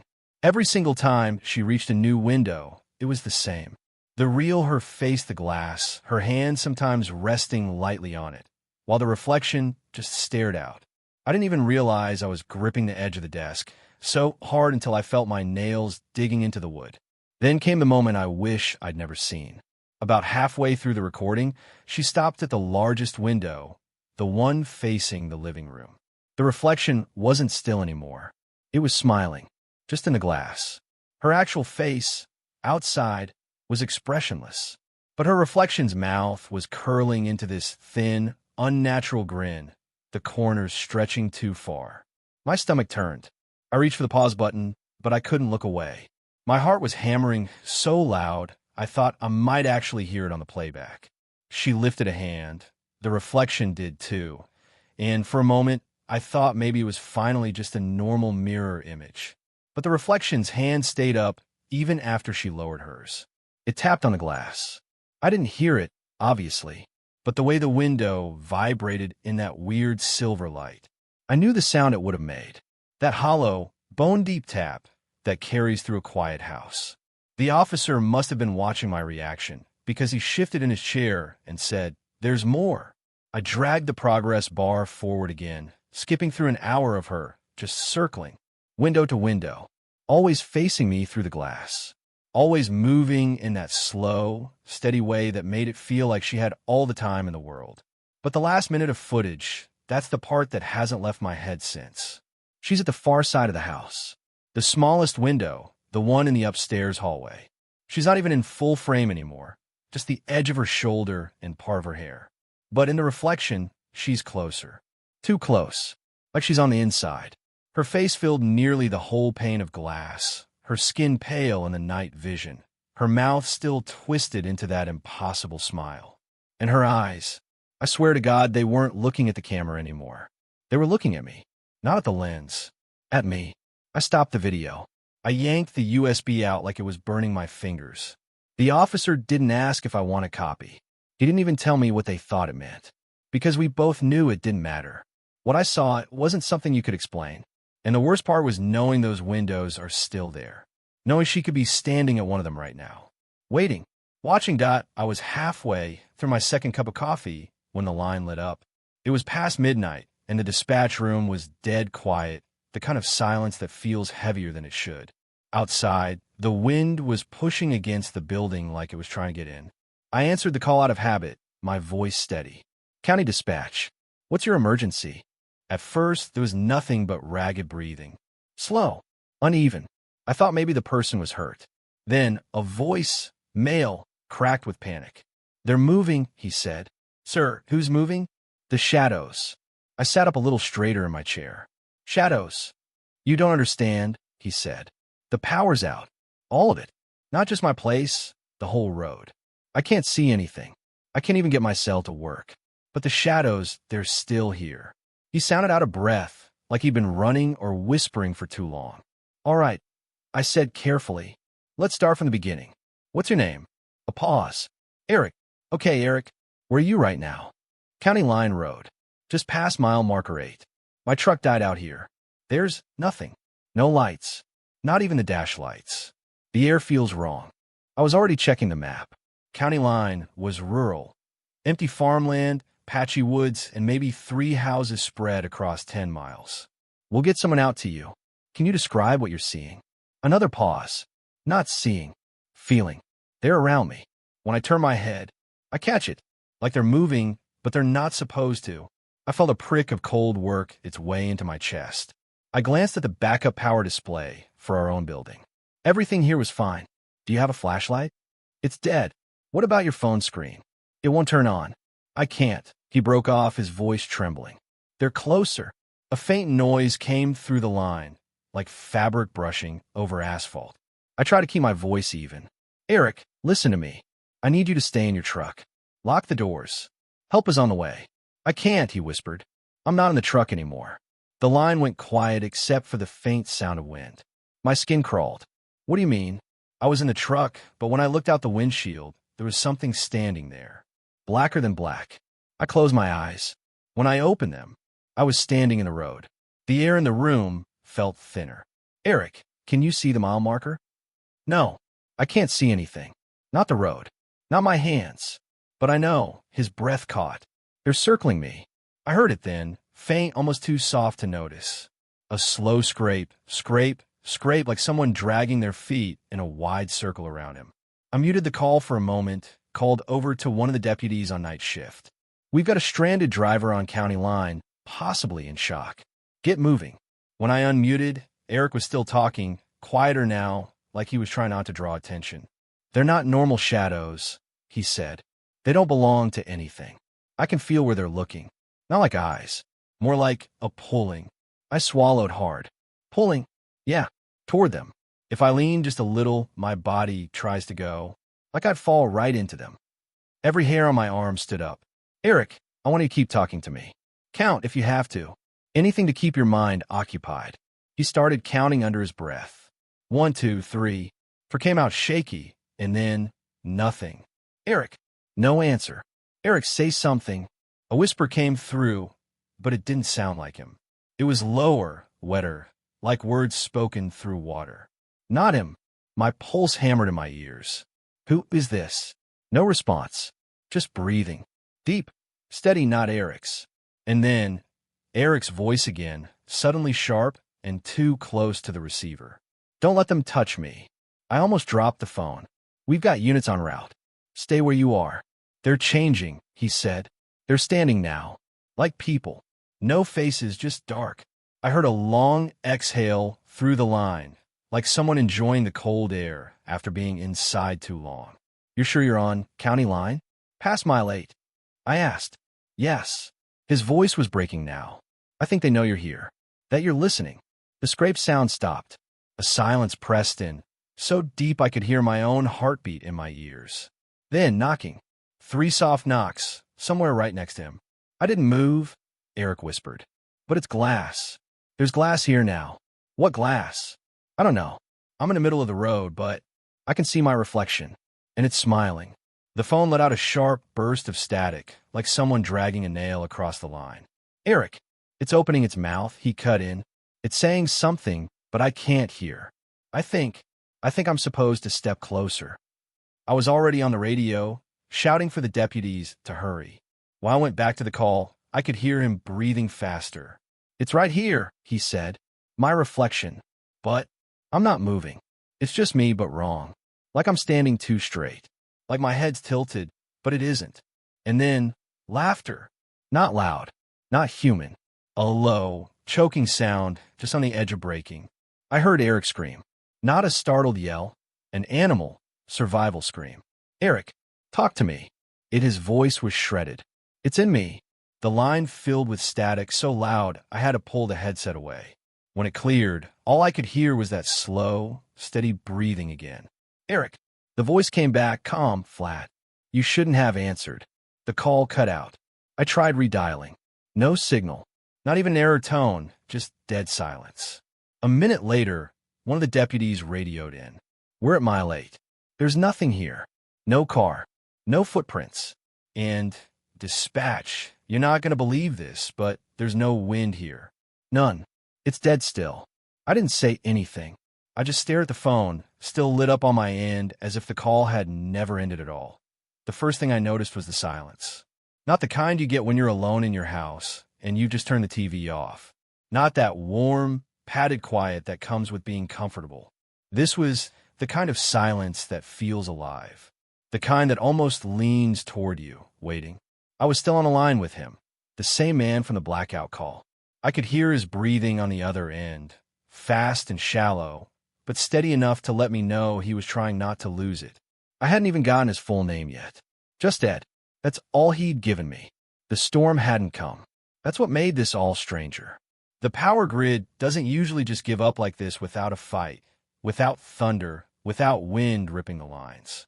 But every house, every street, every barn along county line had gone completely black. I was running dispatch from the only station still with a working generator, but even then, the radios were dead, cell towers gone. Somehow, my landline was the only lifeline left. I'm still here, I said, trying to keep my voice level.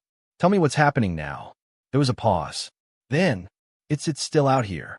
My fingers tightened on the pen, hovering over my notepad. What do you mean? I don't know if it's the same one, he said, but it hasn't gone away since I called. I keep looking out and... His voice cracked. I waited. I didn't push. I can't see anything now. Just shapes. Black on black. Moving when I'm not looking right at them. I wrote that down, but in my head, I was already thinking of the old calls. The ones people used to whisper about. Shadow people was the term some locals used. Most were prank calls, drunken reports, or some poor guy out in the field seeing deer in the moonlight and working himself into a panic. But there was something in Ed's voice, something tight and thin like a wire about to snap. Are you inside your home? I asked. Yes, he said. Porch lights out. Can't even see my own yard. I was about to ask if he had candles or a flashlight when, in the background, I heard something faint. A low click, busy click, not from his phone. From outside, near him. Ed froze on the line. Ed, what's that noise? He whispered back. Street light. Down at the corner. Just came on. Street lights in a blackout? No, that shouldn't be possible. I held my breath, listening. I could hear a faint electric hum through his phone, the kind you get when a bulb warms up. And then, he sucked in air like he'd just been burned. Something's standing under it. Okay, stay calm. Describe it. I'm trying, his words stumbled. It's tall. Too tall. Shoulders like, I don't know. And it's facing my way. Could it be a person? I asked, though I already knew the answer. If it is, he said, I've never seen someone that size. I felt the urge to tell him to back away from the windows, to lock every door, but something about his tone told me he was already doing that. We both sat there in silence for a few seconds, the only sound the soft hum from that far-off streetlight. Then a pop. The hum stopped, and everything was black again. He let out a shaky breath. It's gone. Gone how? I asked. It's just dark. I made a note in the log. Street light on. Tall figure present.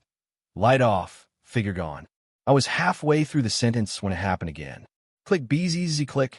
Another light. Closer. This time, Ed didn't say anything right away. He was breathing through his nose, slow and careful. I imagined him pressed against the wall, phone cord stretched as far as it would go, not wanting to move toward the window, but not able to stop himself either. When he spoke, his voice was smaller. It's halfway down the block now. My pen slowed. Ed, do you mean the figure? Yes. Every muscle in my shoulders pulled tight. Okay, listen to me carefully. Don't go outside. Don't try to talk to it. Stay in a room with the door locked if you can. He didn't answer right away. When he did, his voice shook. It's not walking. It's just there, closer than before. I wanted to believe this was some prank, but my gut wasn't letting me. The timing, the tone in his voice, the way he wasn't over-explaining or embellishing, this felt raw. We both waited. The light went out, and the street was swallowed again. I could hear him shifting, probably moving toward the back of his house now. I was about to ask when. Click BZ, click. This one was so close I could hear the ballast humming through his phone loud enough to buzz in my ear. He didn't even have to tell me. It's at the end of my driveway, he said. I tried to keep my own breathing steady, but my hands were slick on the pen. I couldn't stop picturing it. The way he described the shoulders. The stillness. How it didn't walk. Is it moving? No. Then, quieter. I think it's looking right at me. The light popped. Darkness. I waited. So did he. For a moment, all I heard was our breathing. Then, click BZ, click. The sound of a bulb warming, but this time, not from the street. Where's that light coming from? I asked. He swallowed audibly. My porch. I sat back in my chair, the receiver pressing into my ear, every nerve in my body telling me this wasn't possible. The power grid was still down. Our whole system was dead, except for my line. And yet, what's on your porch, Ed? I asked. His answer came in a whisper, so faint I almost missed it. It's taller than the door. The pen slipped from my hand. I wanted to tell him to run, but where? Into the dark? With whatever this was out there. The hum of the light seemed to stretch on forever. Neither of us spoke. I could almost feel him standing there in his living room, phone to his ear, staring out at something that shouldn't exist. Then the light popped, and the call went silent, except for the faint static of the open line. Ed, I said. Nothing. Ed, are you there? I thought I heard something, not him, but a sound like fabric brushing wood. Slow. Heavy. Then, finally, his voice came back, quiet and thin. It's knocking. I felt my pulse in my throat. What is? He didn't answer. Instead, in the background, I heard it. 3 slow knocks. Wood groaning under each one. The hum of the porch light came back, even though it had just gone out seconds ago. My brain scrambled to make sense of it, but there was no logic here. I almost told him to hide, to grab something to defend himself, but before I could, the light popped again. And this time, the line went dead that I've been at this job long enough to know that most emergencies don't start with screaming. Sometimes it's a pause. Sometimes it's breathing. Sometimes it's just silence, as if the caller is trying to decide whether they even want to say what's happening. That night, it was none of those. It started with a voice that was already at full panic, ragged, hoarse, words tumbling so fast they tripped over each other. I didn't even get my greeting out before it cut in. They're here. They're here, they're here. Oh God, they're... I remember hitting the priority flag on the console before my brain even processed the rest. The sound quality was strange, like the man was in an empty room, no echoes, no background noise, just his voice filling all the space between my ears. Sir, slow down. Who's there? Where are you? No answer to that. Just, don't hang up. Please don't hang up. I can't see them anymore, but they're still here. I hear them. I hear her. He said. He was trembling so hard that his breath was clipping the microphone. I caught the faintest sound under it, something high-pitched, muffled, almost like a whimper, but I couldn't be sure. I asked for his address again. He finally spit it out. Rural side street, west of the old highway. Not far from where the last few weird calls had come from. I was patching through to dispatch when the line went dead. Not a click, not a fade, just empty. I sat there listening to static that didn't exist for a good 10 seconds before I realized I was holding my breath. 15 minutes later, another call came in. Different voice. Older man, steady tone. He said, There's someone outside my house. They're talking. Won't stop talking. I asked if he could hear what they were saying. Yeah, he hesitated. It's a man's voice. Keeps saying my name. Over and over. Like he knows me. But he stopped again, like his own thoughts were catching up to him. I know this is going to sound crazy, but I think I've heard it before. Not tonight. Not here. Somewhere else. He gave me his location. My stomach tightened. It was less than half a mile from the first caller's address. I asked him if the man outside had tried to come in. No, just stands there. I'm in the hallway now, no windows. I don't want to look at him again. His mouth. The line distorted so badly that his words stretched and bent like something underwater. I couldn't even tell if it was interference or his voice doing something it shouldn't. Then the call ended. By the time the third one came in, I was already watching the map, following the pinpoints like they were forming some kind of invisible net around that neighborhood. This one was a woman, breathless, whispering so quietly I had to press my headset hard against my ear. He's in my backyard. Who is? The man. He keeps saying something. I thought it was my husband at first, but her whisper cracked like it hurt to even let it out. It's not him. It's not even his voice, but it's say my name like you would. I don't know how to explain it. Her address was almost exactly between the other two. I asked her to stay inside, keep doors locked, stay on the line until officers arrived. She agreed. For about a minute, it was just the sound of her breathing, sometimes holding it when she thought she heard something. Then faint, so faint I wondered if I imagined it. There was another voice on the line. Not hers, not mine. A man's voice, close to the microphone. It said her name, not called it, not like someone trying to get attention. It said it the way someone repeats a word to themselves over and over until it doesn't sound like a word anymore. Her breath hitched hard, like she was trying to swallow a scream. The call dropped. That was the point I started logging every detail, timestamps, distances, weather. I even wrote down the silence between words because somehow that felt important too. I thought maybe I'd see a pattern. I was right. I just didn't like it. By midnight, there had been 6 calls. Different people. Different houses. All describing the same man. And here's the part that froze my blood. Every single one described the same voice. Not just a similar voice. The same tone, the same pace, the same way of breathing between words. The same words, too. Sometimes a name. Sometimes don't look. Once, she's already inside. But always the same voice. Around 12:20, we got a 7th call. The line was crisp. No static, no wind. You don't know me. That's all he said. I sat up straighter. Who is this?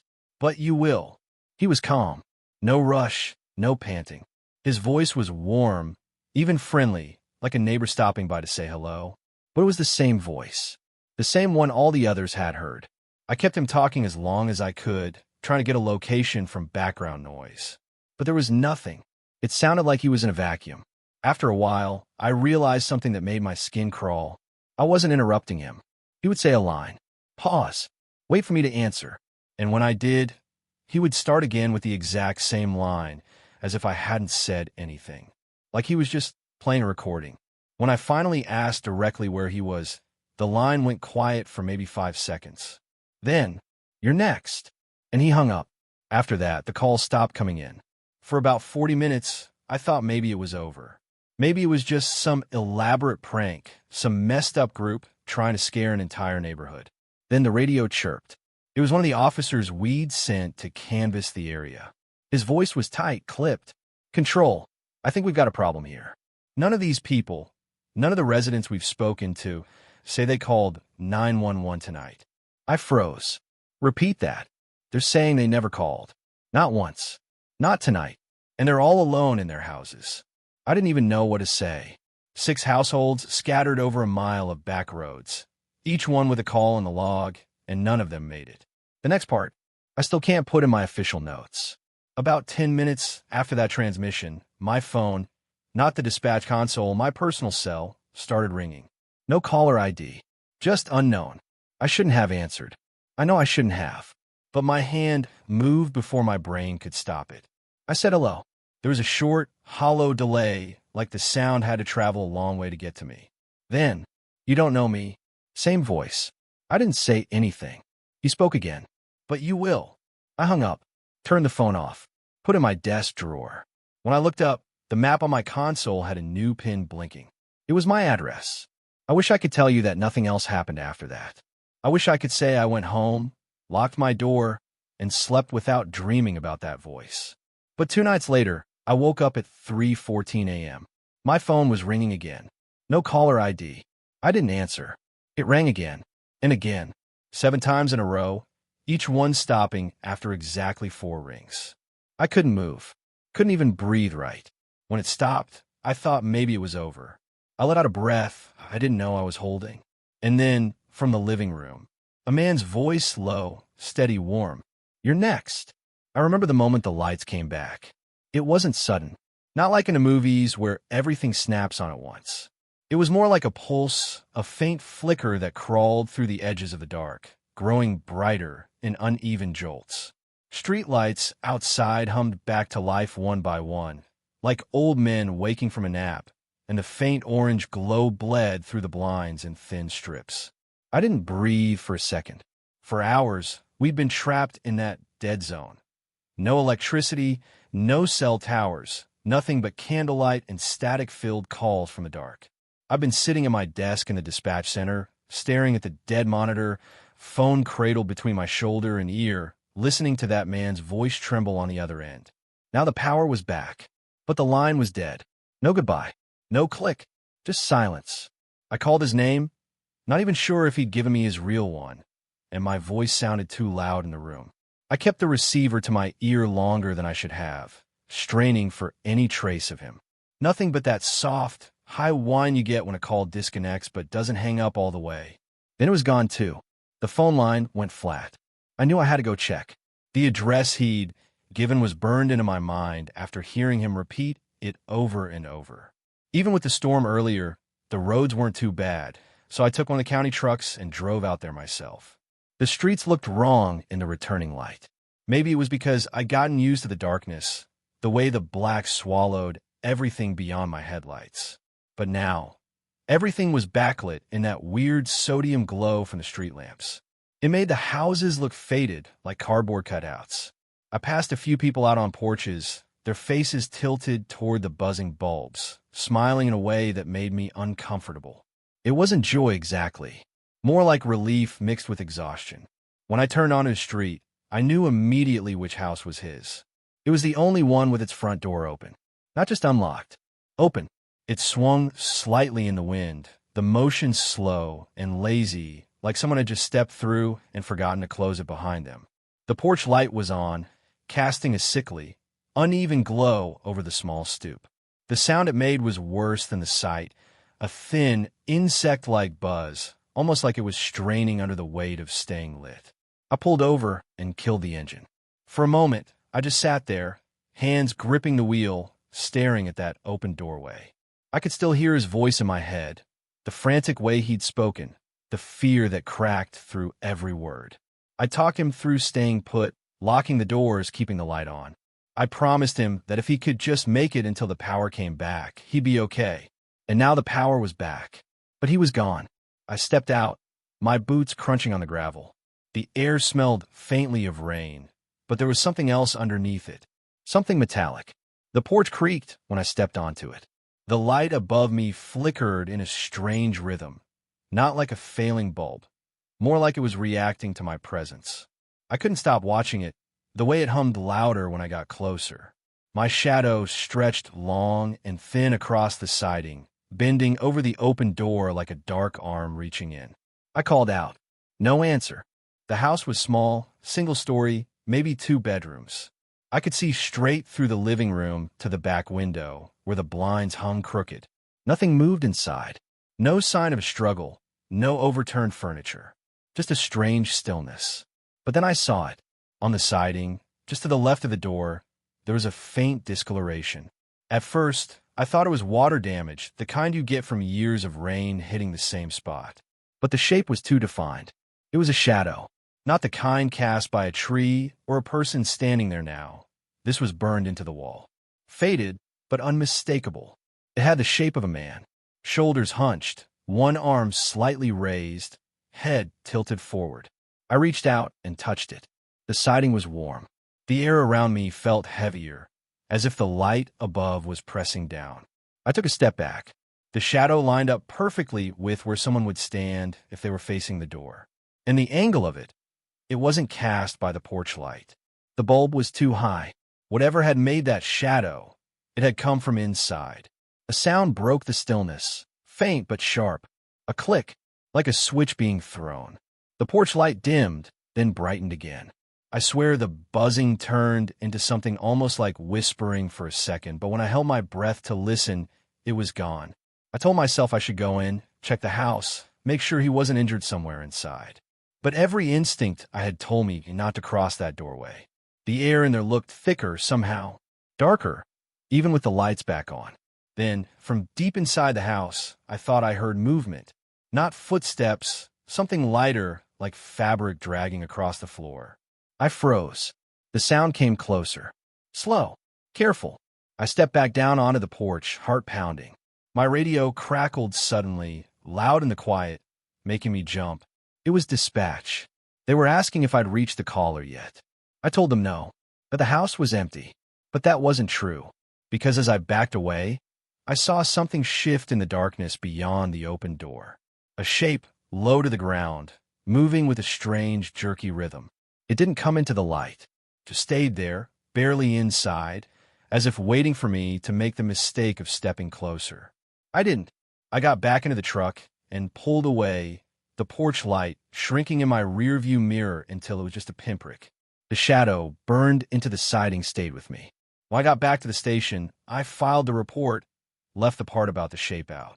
Just said the house was empty, the occupant missing. But I kept thinking about what he'd told me on the phone. The way he described shadows moving even without light. How he said they were getting closer every time he blinked. That shadow on the wall wasn't his. It was too tall, too thin, and I think it's still there that I'd only been on the job for 6 weeks when I found it. The box. We had an old storage room at the end of the dispatch hall, the kind of place that smelled like damp cardboard and copier ink. The door didn't even latch all the way. It sagged on one loose hinge, like it was tired of being opened. No one really went in there except to dump broken office chairs or stack extra printer paper. That night, it was dead quiet in the main room. Calls had slowed to nothing, and Shelley, my shift supervisor, was out front smoking in the drizzle. I was supposed to be reorganizing the paper logs from the late 90s, just busy work they gave to rookies to keep them from falling asleep on slow nights. I had my gloves on, breathing in the dry dust when I noticed the box. It wasn't labeled like the others. Most of the boxes had markers scrawled across them. Dates, case numbers, sometimes just files in big block letters. But this one was bare. No markings. The cardboard was darker than the rest, like it had soaked up years of moisture. And it was wedged low in the corner, behind a busted filing cabinet that must have been there for decades. I almost ignored it, but then I saw the top wasn't taped. Just folded shut. I pulled it out and immediately noticed how light it was. No thick stacks of paper inside. No weight of metal binders. When I peeled the flaps open, the smell hit me. This faint, stale, chemical odor like melted plastic and old photo film. Inside were cassette tapes. Maybe 30 of them. All the same kind. Cheap black shells, clear windows, the kind you'd get in bulk. No cases. No labels. Just strips of masking tape across each one, but the tape was blank. Not a single word written. I held one up to the light. The magnetic tape inside looked dull, dusty even. I wondered if they were blank. At first, I thought maybe they were backups of training calls. Sometimes the department would record fake scenarios for new dispatchers to practice with, prank bomb threats, fake car accidents, stuff like that. But those were always clearly marked. These felt wrong in my hands. Like they weren't supposed to exist. I carried the box out to my desk. We didn't have a tape deck in the room anymore. Everything had gone digital years before I even applied for the job. But I remembered seeing an old player in the storage closet near the break room. Sure enough, there it was, shoved behind a stack of bottled water. One of those cheap single-speaker cassette machines you'd see in classrooms. It still had a thick black power cord wound around it. When I plugged it in, it gave a soft mechanical hum, like it had just woken up from a very long nap. I popped in the first tape. The play button stuck for a second before clicking down. At first, nothing. Just faint hiss. Then a sharp click, like someone had just picked up the other end of the line. A woman's voice, shaky, whispering, "Hello." It startled me because I wasn't expecting it to sound so real. Most old calls I'd heard were tinny, flattened by bad recording quality. But this one had depth to it, like she was sitting in the same room. A man's voice followed. Calm, professional. 911. What's your emergency? I froze. It wasn't anyone I recognized. None of the current dispatchers, obviously, but not any of the retired ones I'd met either. The woman spoke again, barely above a breath. He's in the house. The dispatcher's voice didn't even change. Who's in the house, ma'am? She didn't answer right away. I could hear faint creaking noises in the background of her line, like someone was moving slowly on wooden floors. Then, still whispering, "I don't know. He's not. He's not moving right." I swear my skin prickled hearing that. The dispatcher kept his tone even. "Are you able to leave the house?" Her voice trembled. "No. He's at the bottom of the stairs." I leaned closer to the speaker, like I might hear something under her breathing. But the call just ended. No click, no goodbye. Just silence, and then the tape whirring to the end. I sat there, the little machine buzzing under my palm, wondering why the call had stopped. Why it had never been logged. The second tape was worse. A kid this time, probably no older than 10. He said his mom had been standing in the kitchen for 3 hours without moving. That she wouldn't blink. That she wouldn't answer him. The dispatcher, same man as before, kept asking if she was breathing. The boy said yes. Then, after a pause, he said, "She's smiling now." The way he said it, it didn't sound like a happy smile. Then the call cut off again. No resolution. No case number. No file. I don't know how long I sat there going through them. Each tape was another call. Different voices. Different situations. But always the same dispatcher. Always the same strange details that made my stomach tighten. A man saying his reflection wouldn't look away. A woman whispering that she could hear someone chewing in her walls. A voice so distorted I couldn't even tell if it was male or female, repeating the phrase, "It's under your bed," until the tape clicked off. No laughter. No indication there were pranks. Just raw, unnerving fear. At some point, I felt a presence behind me. I turned and nearly jumped. Shelley was standing there, arms crossed, eyes locked on the box of tapes. "Where'd you get those?" she asked. I told her I'd found them in storage, that they weren't labeled, that I'd been listening to see if they were training materials. Her face changed, just slightly, but enough for me to notice. "Put them back," she said. I asked why. She didn't answer right away. She just stared at the spinning reels in the player like there was something foul. "Those aren't supposed to be here." I waited for her to explain, but she didn't. She just took the tape out, slipped it back into the box, and shoved the whole thing into my arms. "Back. Now." So I did. The box sat in that corner for another 2 nights. I'd walk past the storage room and see it just barely visible behind the filing cabinet, the cardboard sagging in the middle from the weight of the tapes. I told myself to leave it alone, but the calls wouldn't stop replaying in my head. That woman whispering about the man who didn't move right. The kid whose mom wouldn't blink. I wanted to know if any of them were real. So, on the third night, I took the box home. I didn't have a player, so I stopped at a thrift store after my shift and bought one for $5. It had a faint coffee stain on the handle, but it worked. I stayed up until 4 a.m., going through the tapes one after another. Some of them I had to rewind 3 or 4 times just to make sure I'd heard certain things right. Like one where the caller kept asking the dispatcher if he could see her. Not hear her, see her. She said she was in the dark, but she could tell he was leaning closer to the phone. Or the one where a man whispered that the dispatcher had called him first. That he'd answered, and all he'd heard was his own breathing. I don't know why, but the more I listened, the more I was sure they weren't faked. By the time the sun came up, I'd gone through half the box. I tried to sleep, but I kept thinking about the voices. Not just what they said, but the way they sounded.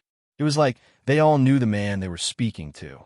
Not as a stranger, not as a first responder, but as if they'd been waiting for him. And I couldn't shake the feeling that he'd been waiting for them, too. The next shift, Shelley caught me in the break room. "You didn't touch those tapes again, did you?"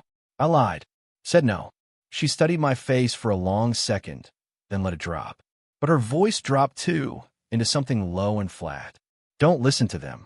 You understand me. I nodded, but my chest felt tight.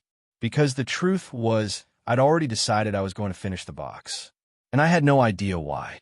That night, I pressed play on another tape. And for the first time, the voice on the other end said my name. I couldn't stop thinking about the box. It had been 3 days since I found it in storage, tucked into that back shelf like someone had pushed it as far away from the world as possible. The tapes had no markings, no case numbers, no date labels, just black plastic, cold and unremarkable on the outside. Yet the first one I'd played had gotten under my skin in a way I couldn't shake. That call, the voice on the other end, it sounded old, like the recording had been sitting for decades, but there was no record of it ever existing. It hadn't been in the system. No official log. It was like the department itself had forgotten, or maybe wanted to forget. Still, I convinced myself it was some archive training material. Maybe an old prank call they'd kept as an example. That's what I told myself. That's what I wanted to believe. Until tonight. It was just after midnight. The dispatch room was quiet, only the hum of the monitors and the faint tick of the wall clock filling the air. My supervisor, Daniels, was on his break, and the other dispatcher was down the hall grabbing coffee. I was alone, which was rare, and I couldn't stop glancing at my bag, where one of the tapes was tucked inside. I told myself I wouldn't play another one on shift. Too risky.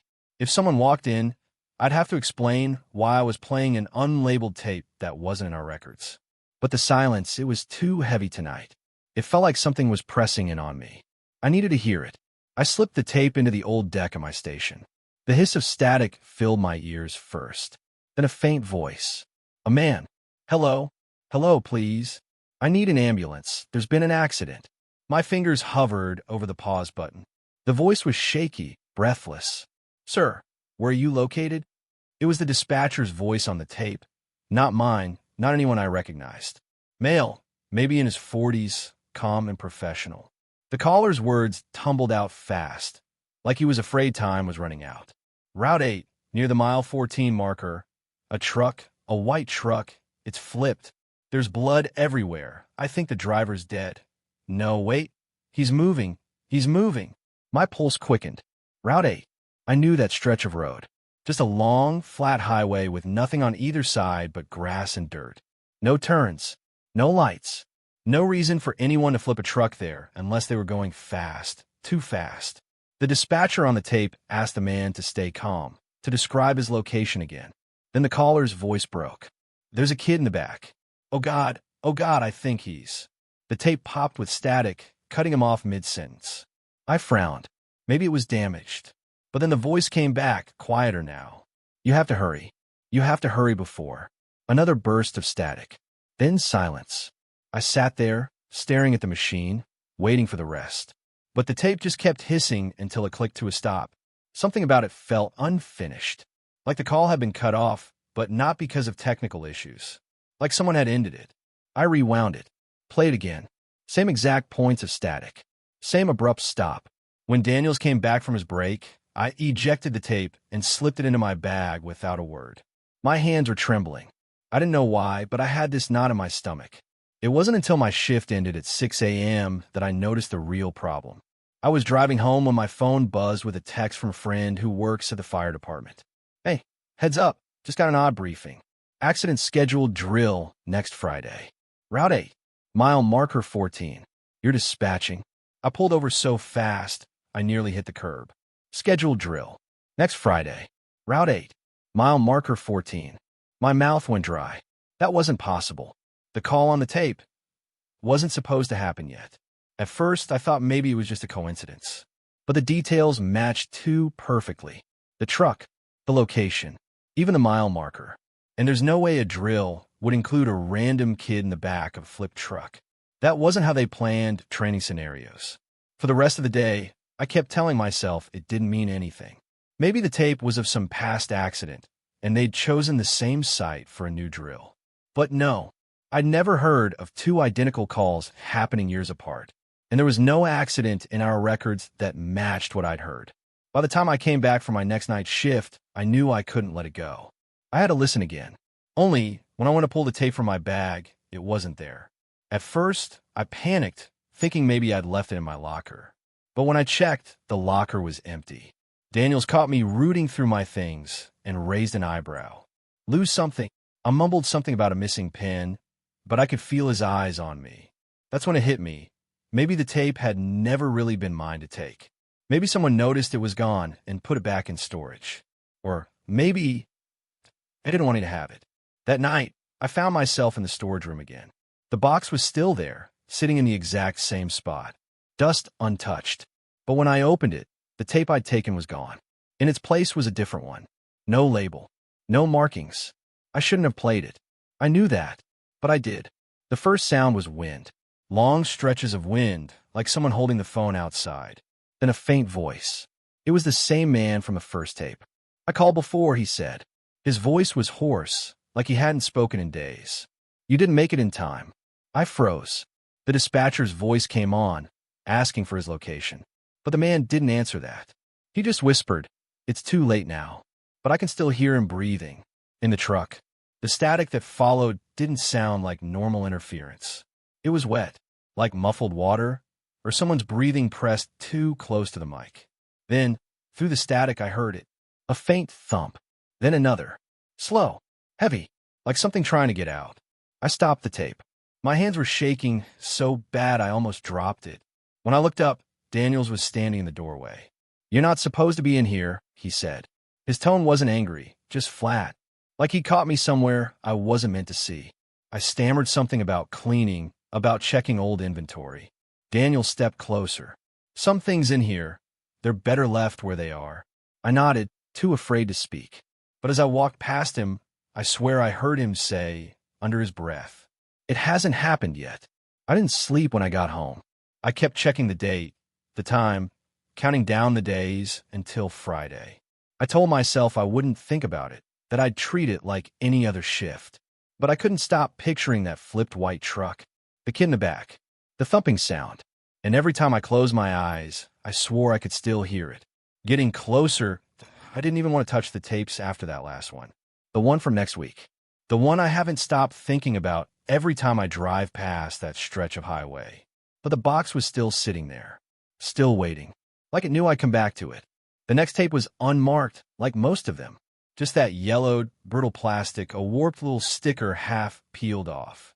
I told myself I'd just check a minute or two, catalog it, then move on. The first sound I heard was someone sobbing. No, more than sobbing.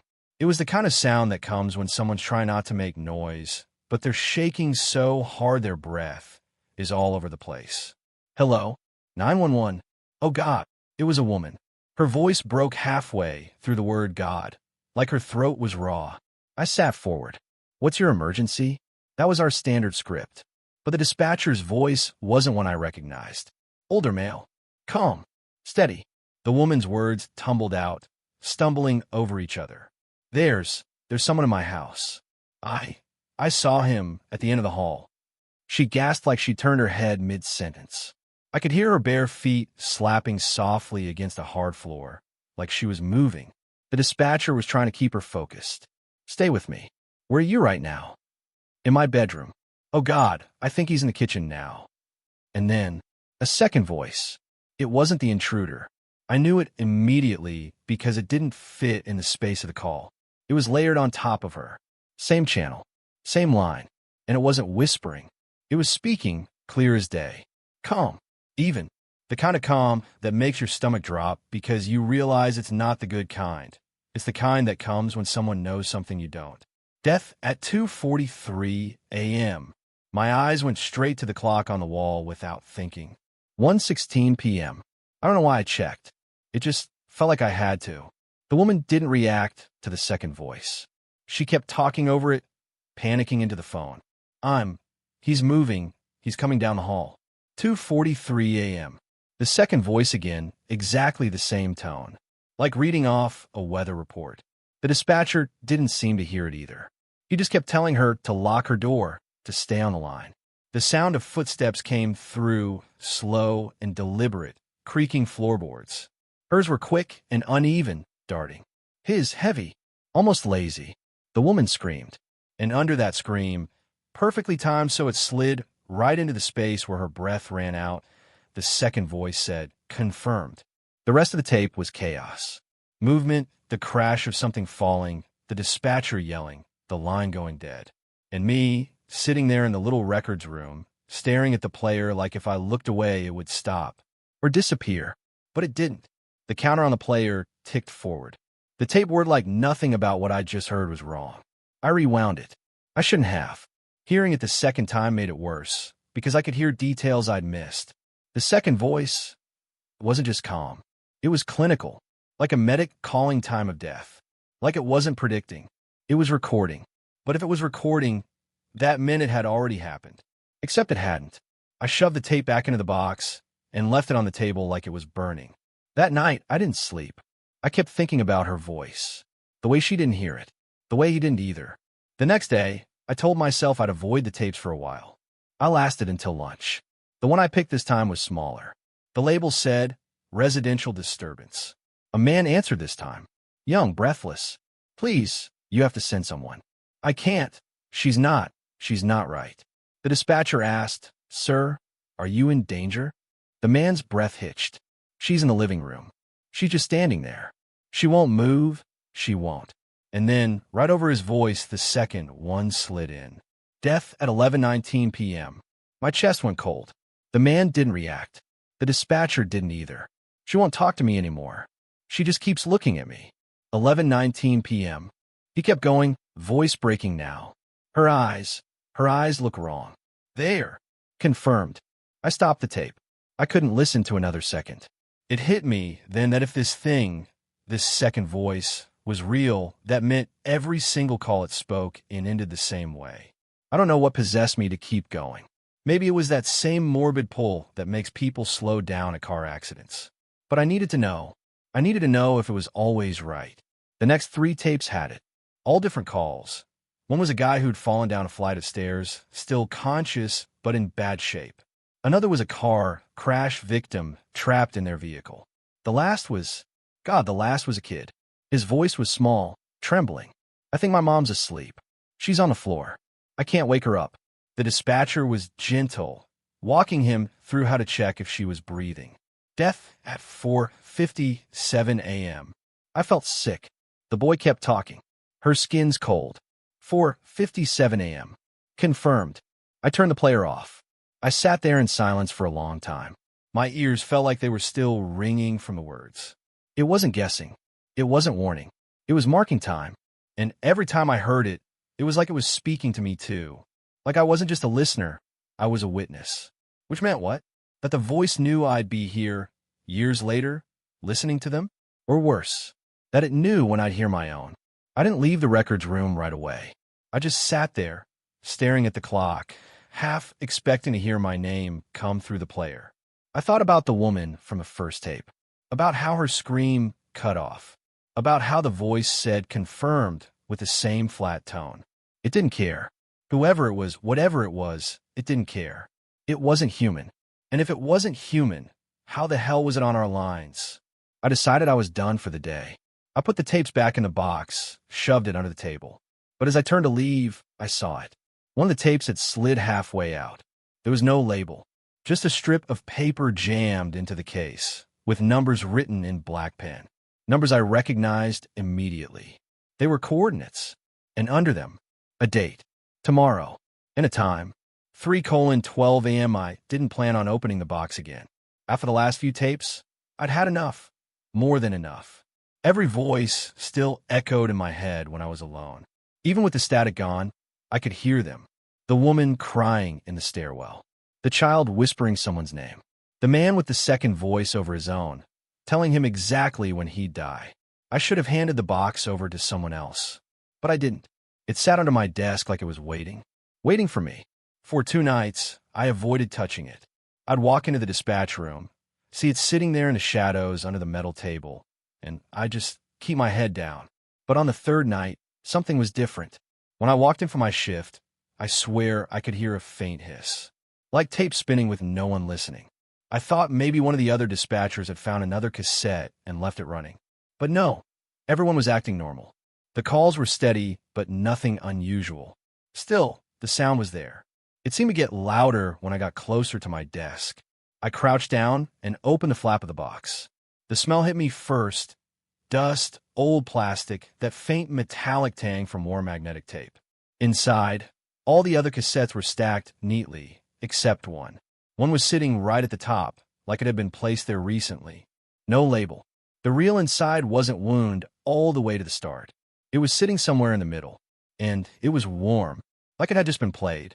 I told myself I wouldn't listen to it. I told myself I'd just toss it back into the pile and close the box. But my hand didn't listen. It just slid the tape into the player like it had been waiting for this moment. The static hit first. Soft, gentle, then a breath. And then my voice. Not just a voice that sounded like me. No, it was me. I froze. The me on the tape was calm, like I'd been recording something intentionally. But what I was saying made my skin prickle. It's dark outside the dispatch center. The street lights out again. I looked up from the player. Through the blinds, I could see the single street light across the lot. And yeah, it was out. It had been working when I came in, but now, nothing. The me on the tape kept talking. There's no one in the parking lot. But there should be. There was a car when I got here. Red. Rust along the back bumper. My stomach dropped. I had seen that car when I pulled in tonight. Parked 2 spaces from the entrance. It wasn't there now. I turned and looked at the empty row of spaces through the blinds. Nothing. Just a faint glow from the neighboring building's light. I told myself it was coincidence. Maybe I'd mentioned it to someone and forgot. And this was some kind of prank. But the voice kept going. The lobby lights are off. No one's behind the desk. There should be. My pulse was in my ears now. I couldn't hear anything else in the room except that voice, the me that wasn't me. I reached out to stop the tape. But before I could, the voice said something that made my hand freeze. I can see you. I didn't breathe. The voice didn't sound like it was talking to someone else. It was talking to me. The tape hissed for a few seconds, and then the voice spoke again, softer now, almost like it was leaning in close. Don't look at the window. Of course, my head twitched toward the blinds. It wasn't a conscious choice, just reflex. But I caught myself halfway and stopped. That's when I noticed the reflection in the glass of the player's metal surface.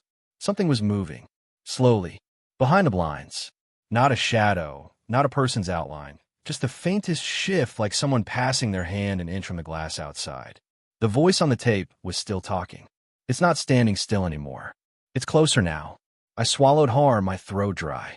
I wanted to rip the tape out, smash the player, run outside, anything.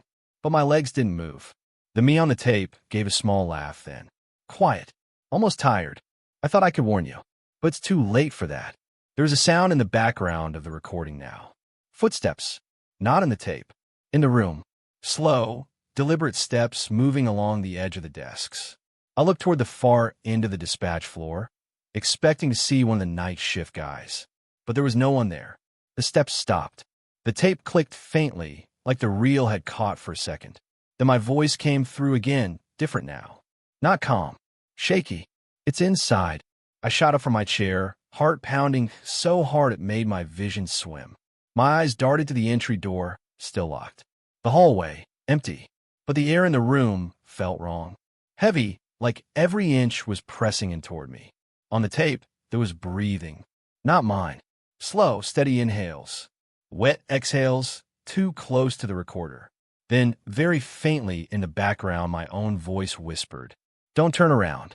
I didn't. Every muscle in my body wanted to, but something deep inside knew I shouldn't. The air shifted behind me, just enough for the fine hairs on my neck to rise. I could feel warmth, like someone standing inches away. The me on the tape was crying now. Not loud sobs, just broken breaths between words. It's looking at the back of your head. It's going to touch you now. The sound of static swelled so loud it felt like it was inside my skull. And then, I felt it. Fingertips, just barely brushing the curve of my neck. I bolted. I didn't look, didn't grab my bag, didn't even stop the tape. I slammed through the door into the hallway, nearly tripping over my own feet. The fluorescent lights in the hall flickered once, twice, and then went out completely. Somewhere in the dark behind me, the tape was still playing.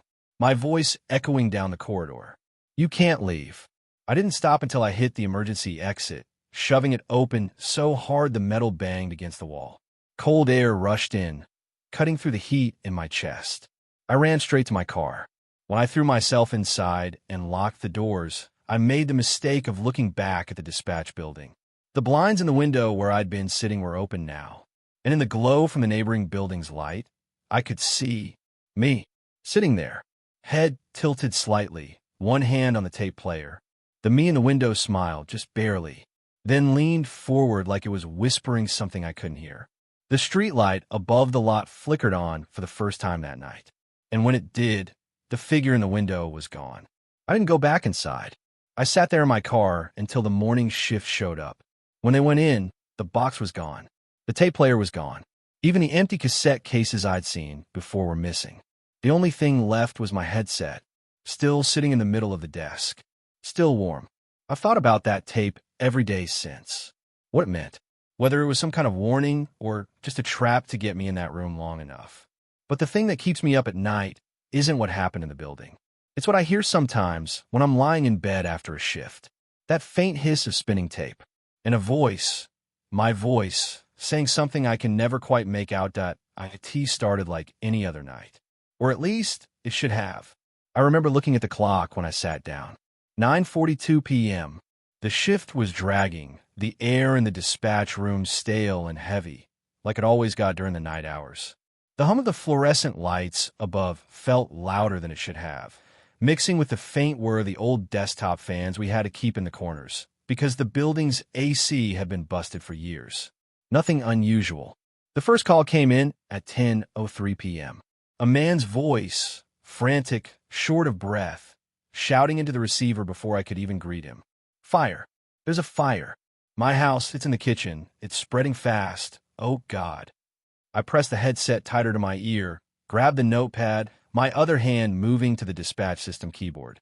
Sir, I need you to stay calm. What's your address? He gave it without hesitation. Out in the rural edge of the county, a place I vaguely recognized from past calls. I started the protocol, typing the alert to fire, sending the address, marking it urgent. In the background, his voice cracked as he shouted to someone, maybe his wife? A child? There was noise, the sound of glass breaking, the roar of flames like the mic was too close to a campfire. Then he said something strange. They're in the smoke. I paused mid-typing. Sir, what do you mean? Who's in the smoke? But he didn't answer directly. They're moving in its shapes. His voice broke again, this time not from heat or panic, but something else. Fear that didn't belong to fire. I didn't have time to dig deeper. I heard the faint hiss of a line, then the call dropped. The fire crew was already on their way. Protocol said I had to log the call, note possible occupants trapped, and move on. And I did. I moved on. Until 15 minutes later. At exactly 10:18 p.m., the phone rang again. Same line. Same number. I answered automatically, my script ready. 911. What's your emergency? But before I could even finish the sentence, my stomach tightened. Fire. There's a fire. My house, it's in the kitchen. It's spreading fast. Oh, God. It was him. The same voice. The exact same words. At first, I thought maybe he'd been cut off earlier and was calling back, but no. It wasn't just the same man. It was the same moment. Same inflection. Same cough between kitchen and its same background noises. Even the shattering glass came at the same second. I felt my throat go dry. This wasn't him calling again. This was the same call, happening again. I tried to break script to ask, Sir, are you still at the house? But my words just didn't matter. Because whatever was happening, he wasn't responding to me like I was there. He was just repeating, they're in the smoke. And my skin went cold because I knew what was next. They're moving in its shapes. The call dropped. Same hiss. Same click. Same silence. I just sat there for a second, my headset still pressed to my ear, staring at the dispatch screen like maybe the monitor would explain it to me. I replayed the call in my head. Every detail was exact, down to the slight hum in the background, like the phone line was sitting under a power transformer. I glanced at the log. Both calls were time-stamped separately. Two distinct events. No sign it was a technical repeat. I didn't tell anyone. I don't know why. Maybe I thought it was some weird glitch and didn't want to look like I was freaking out over nothing. But it didn't stop. At 10:33 p.m., it happened again. By then, I had the words memorized. I didn't even bother trying to interrupt. I just listened, my hand hovering over the end call button, but I couldn't press it. It felt like if I did, I'd be cutting something off before it finished what it was trying to do. That time, I noticed something new. Or maybe I just hadn't caught it before. When he said there, in the smoke, there was a faint other voice in the background, like a whisper close to the receiver. Too faint to make out, but it didn't sound like the man's voice. It was slower, drawn out, like it was talking to me. The fourth time, I turned up my headset volume. I shouldn't have, because when I heard that whisper again, I realized it wasn't behind him. It was behind me. I ripped the headset off so fast the cord tangled around my arm. My eyes went to the dark glass wall of the dispatch center, the one that looked out into the parking lot. I couldn't see anything, just my own reflection, a pale shape in the dim room. But I swear, the reflection wasn't exactly lined up. Like the me in the glass was a half-second late in moving. After the fifth call, I finally told someone. Karen, the shift lead, laughed at first, said maybe the guy had a bad connection and was stuck in some kind of redial loop. Then I played her the recordings, side by side. Her face went blank after the second one. After the third, she just leaned back in her chair and didn't say anything for a while. Finally, she told me to keep logging them, but not to flag it to the higher-ups yet. It'll just get pinned on the phone company, she said. And trust me, they'll never own up to it. That might have been true, but it didn't explain the way the calls felt. I started dreading the next ring. And yet, I kept waiting for it. Each time, the same voice, the same fear, the same whisper. By the eighth call, I realized the whisper had gotten clearer. It wasn't a word. It was a sound, like someone dragging their breath out into the shape of a word, but never finishing it. And then, on the ninth call, something changed. When he reached there, in the smoke, there was a long pause. Too long. Longer than it had ever been before. I almost thought the loop had broken. But then, they're looking at me now. That wasn't in the original call. And I knew, whatever was happening, this wasn't a repeat anymore. That IT started to feel less like a shift and more like a dream I couldn't wake up from. We'd already had the first repeat call, the fire on Millbrook Lane. Same voice, same panic, same words.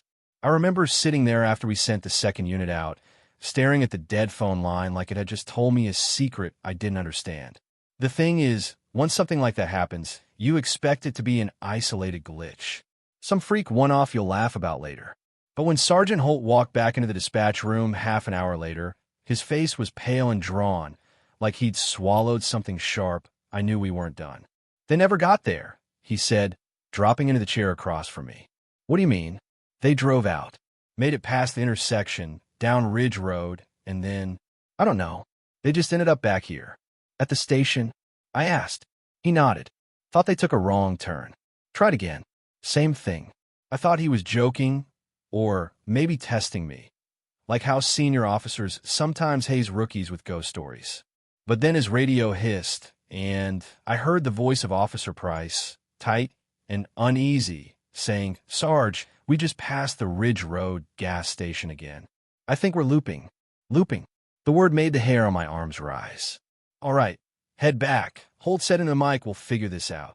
But they didn't have to head back. They just drove another minute, turned a corner, and there they were, pulling into the lot like they'd never left. I kept replaying the caller's voice in my head. That breathless, stammering panic. The kind of terror you can't fake. It wasn't just a prank call. Someone was there. Somewhere. But if the road itself was folding back on us, then where the hell was there? We tried again. This time, Holt himself drove out with Officer Price and another unit trailing behind. I stayed at the desk, keeping the line open just in case the call came again. I tracked them on the GPS feed. It showed them heading east, just like they should. But then, right as they should have been nearing Millbrook Lane, the blue dot spun in a small circle, disappeared, and reappeared at the station. No time delay. No gap in signal. Just gone then back. Dispatch. Holt's voice crackled over the radio. It's like the road's lying to us. I stare at the map on my monitor, unsure if I should respond. The road's lying to us. What the hell does that even mean? When they came back in, they all had the same distant look in their eyes. Not fear exactly, more like a dull confusion, like their brains couldn't quite process what happened. Price was the first to speak. It didn't feel wrong, you know? We weren't turning around. It wasn't like we blacked out. It was just 1 second we were out there, and the next here. The third officer, a newer guy named Jensen, rubbed his temples. It's the same gas station, over and over. Even the same car at pump 4. Every time. I blinked at him. You saw the same car? Yeah. Black SUV. Man in the driver's seat. Didn't look at us. Didn't move. Not once. The room went quiet. We all heard it at the same time, the phone ringing again. I answered, forcing my voice steady. 911, what's your emergency? And it was him, the man from Millbrook Lane. Same words, same tone, same choking sob when he said, please hurry, they're inside. I knew what was coming next, but it still chilled me when he said it. I can smell the smoke. We all just sat there frozen listening, and when he hung up, nobody moved for a good 30 seconds. Holt finally broke the silence. We're going again. Why? I asked, my voice sharper than I meant. Because if someone's trapped in there, we can't just. They won't get there, I said. He looked at me, something flickering in his eyes. Fear, maybe, but buried deep under his usual stubbornness. We try until we can't try anymore. They tried. For more times. Each time, the units came back. Not turned around. Not lost. Just back, like the road was an elastic band snapping them to the start. Each time, the GPS trace showed the same impossible jump. The fifth time, they didn't even make it past Ridge Road. They pulled into the lot mid-drive, engines still warm, officers still gripping the wheel like they'd been yanked forward in time. Jensen didn't say a word, just walked into the break room and sat there in the dark. It was Price who noticed first. Sarge, you might want to see this. We all crowded around the wall clock. It still said 2:41 a.m. I checked my watch. 2:41. The digital clock on my desk. 2:41. Every damn clock in the building, same time. I told myself maybe they'd all just stopped. Mechanical failure. Power glitch. But the second hand was still moving. The minutes just weren't. The radio hissed. A voice, flat but urgent. Dispatch, it's still burning. We can see it from here. It wasn't any of our units. Who is this? I asked. No response. Just static, like someone had let go of the button without signing off. Holt snatched the mic from me. Identify yourself. Silence. I was about to hang the mic back when it clicked again. Same voice, quieter now. Don't follow the road. Then the line went dead. Price exhaled slowly. Okay, I'm done. I'm not driving out there again. Holt didn't argue this time. The rest of the shift passed in that warped, stagnant 2:41 a.m. The phone never rang again, but the smell of smoke drifted in through the open window around 4. Or what should have been 4. I remember leaning out, trying to pinpoint it. Somewhere east, toward Millbrook. But there were no flames on the horizon. No glow. Just darkness. And still the smell stayed. By the end of the night, I couldn't remember what the world felt like before the loop. The idea that time moved forward felt almost absurd, like trying to picture a color you've never seen. When my relief finally walked in for the morning shift, she didn't notice the clocks. She didn't notice anything wrong at all. And when I told her about Millbrook Lane, she just frowned and said, "That's weird. That street doesn't exist anymore." I think I just stared at her for a good 10 seconds. What do you mean anymore? It was torn out. Whole area has been overgrown for years. No houses. No road. Nothing. I looked over at Holt, but he was just sitting there, rubbing his jaw, eyes fixed on the floor.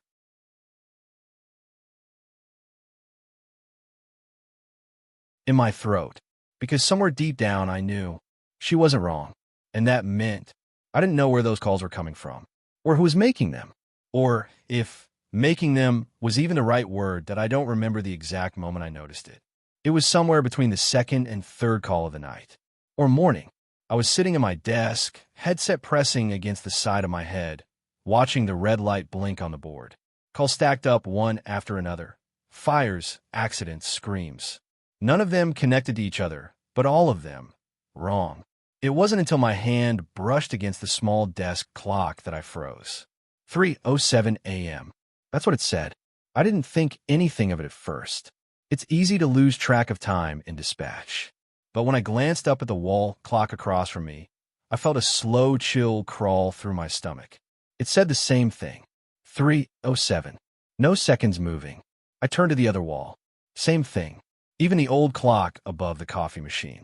Even the glowing green digital readout on the microwave. All of them stuck at 3:07. I stared for a long time, waiting for even the smallest twitch of movement, but the hands didn't budge. Hey, do you have the time? I asked Carol, 2 desks over. She didn't look up from her call sheet. 3:07. Her voice was flat, like it wasn't strange at all. Like we hadn't been sitting here for what felt like an hour already. Has it been that for a while? She finally looked at me, eyebrows drawn together. What do you mean? I opened my mouth, but another call flashed in. My screen lit up with the ID. Unknown. Just like the last one. Just like all of them tonight. I pressed the headset to my ear. This is County Dispatch. What's your emergency? At first, I thought the line was dead. But then I heard it. Someone breathing. Slow, shallow. I leaned forward. Hello. A voice came, faint, almost a whisper. It's still 3:07. I nearly dropped the receiver. What did you say? Don't hang up, the voice said. It sounded like it was coming from far away, like they were speaking from the bottom of a well. But there was something else, something familiar about the tone. Where are you calling from? I asked, my voice sharper than I intended. The line crackled. You're already here. I sat there, heartbeat thudding in my ears. Then, click, silence. I pulled off my headset and just sat there for a second, staring at the blinking light as another call rolled in immediately after. 3:07 still. I looked around. Everyone else was acting normal. Writing notes, passing messages, answering calls. Nobody was freaking out. Nobody was looking at the clocks. Carol hung up her line and gave me a quick smile before jotting something down. Carol, I said, can you check your phone? The time. She shrugged and dug it out of her pocket. Her screen lit up. 3:07 a.m. She didn't even blink. Just slid it back into her pocket and took another call. I felt like the room was tilting just slightly, like gravity wasn't quite working the same way anymore. The next caller was a man. His voice was shaking. They're outside my window, he whispered. I straightened in my chair. Who's outside your window, sir? They're not moving, he said. They've been standing there for, he stopped. It's been 3:07 for a long time. I went cold. Sir, can you give me your address? No, he said immediately. If I do, you'll come here. And if you come here, you'll stay too.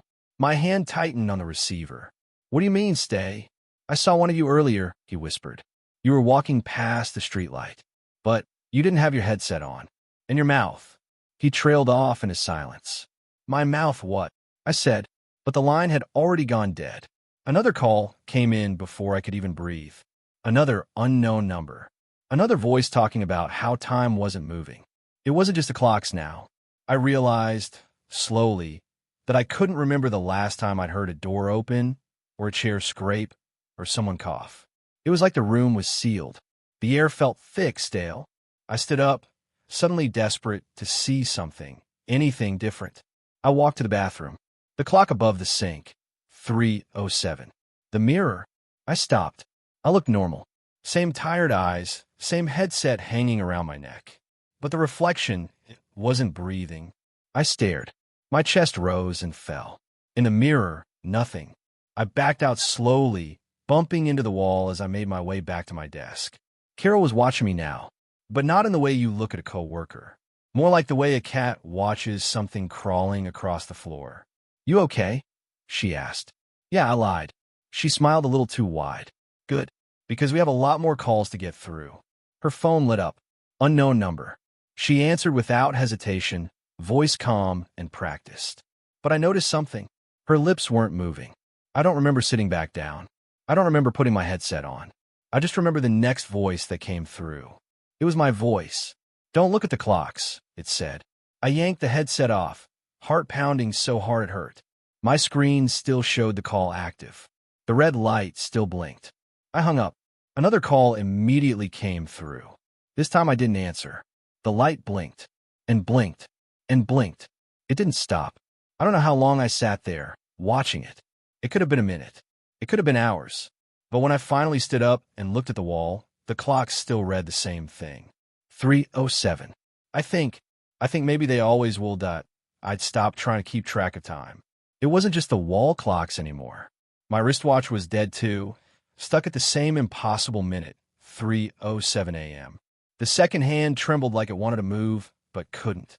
In the air, it had that stillness you only get in an empty room, except I wasn't alone. The calls kept coming. I'd answer, talk, hang up, and then the silence would just stretch until it was broken by the next one. My voice had gone hoarse hours ago, or maybe minutes ago. It was hard to tell. But then something happened. It was small at first. A tiny tick. Not the ring of the phone. Not the sound of a call dropping. Just the clock on the wall above my desk, moving. The minute hand twitched, then slid forward. 3:08. My throat tightened. I didn't know if I should feel relief or dread. Because if time could move again, that meant everything else could too. And that's when the phone rang. A sharp, clean sound. Not like the distorted ones before. This was normal. Crisp. The kind of ring you'd hear in an office at midday. I reached for it without thinking, desperate for a voice that would break whatever this was. My fingers brushed the receiver, and then I froze. Someone had already answered. Not on another line. Not from another desk. It was my voice. I heard it through the headset before I could lift it. Calm, steady.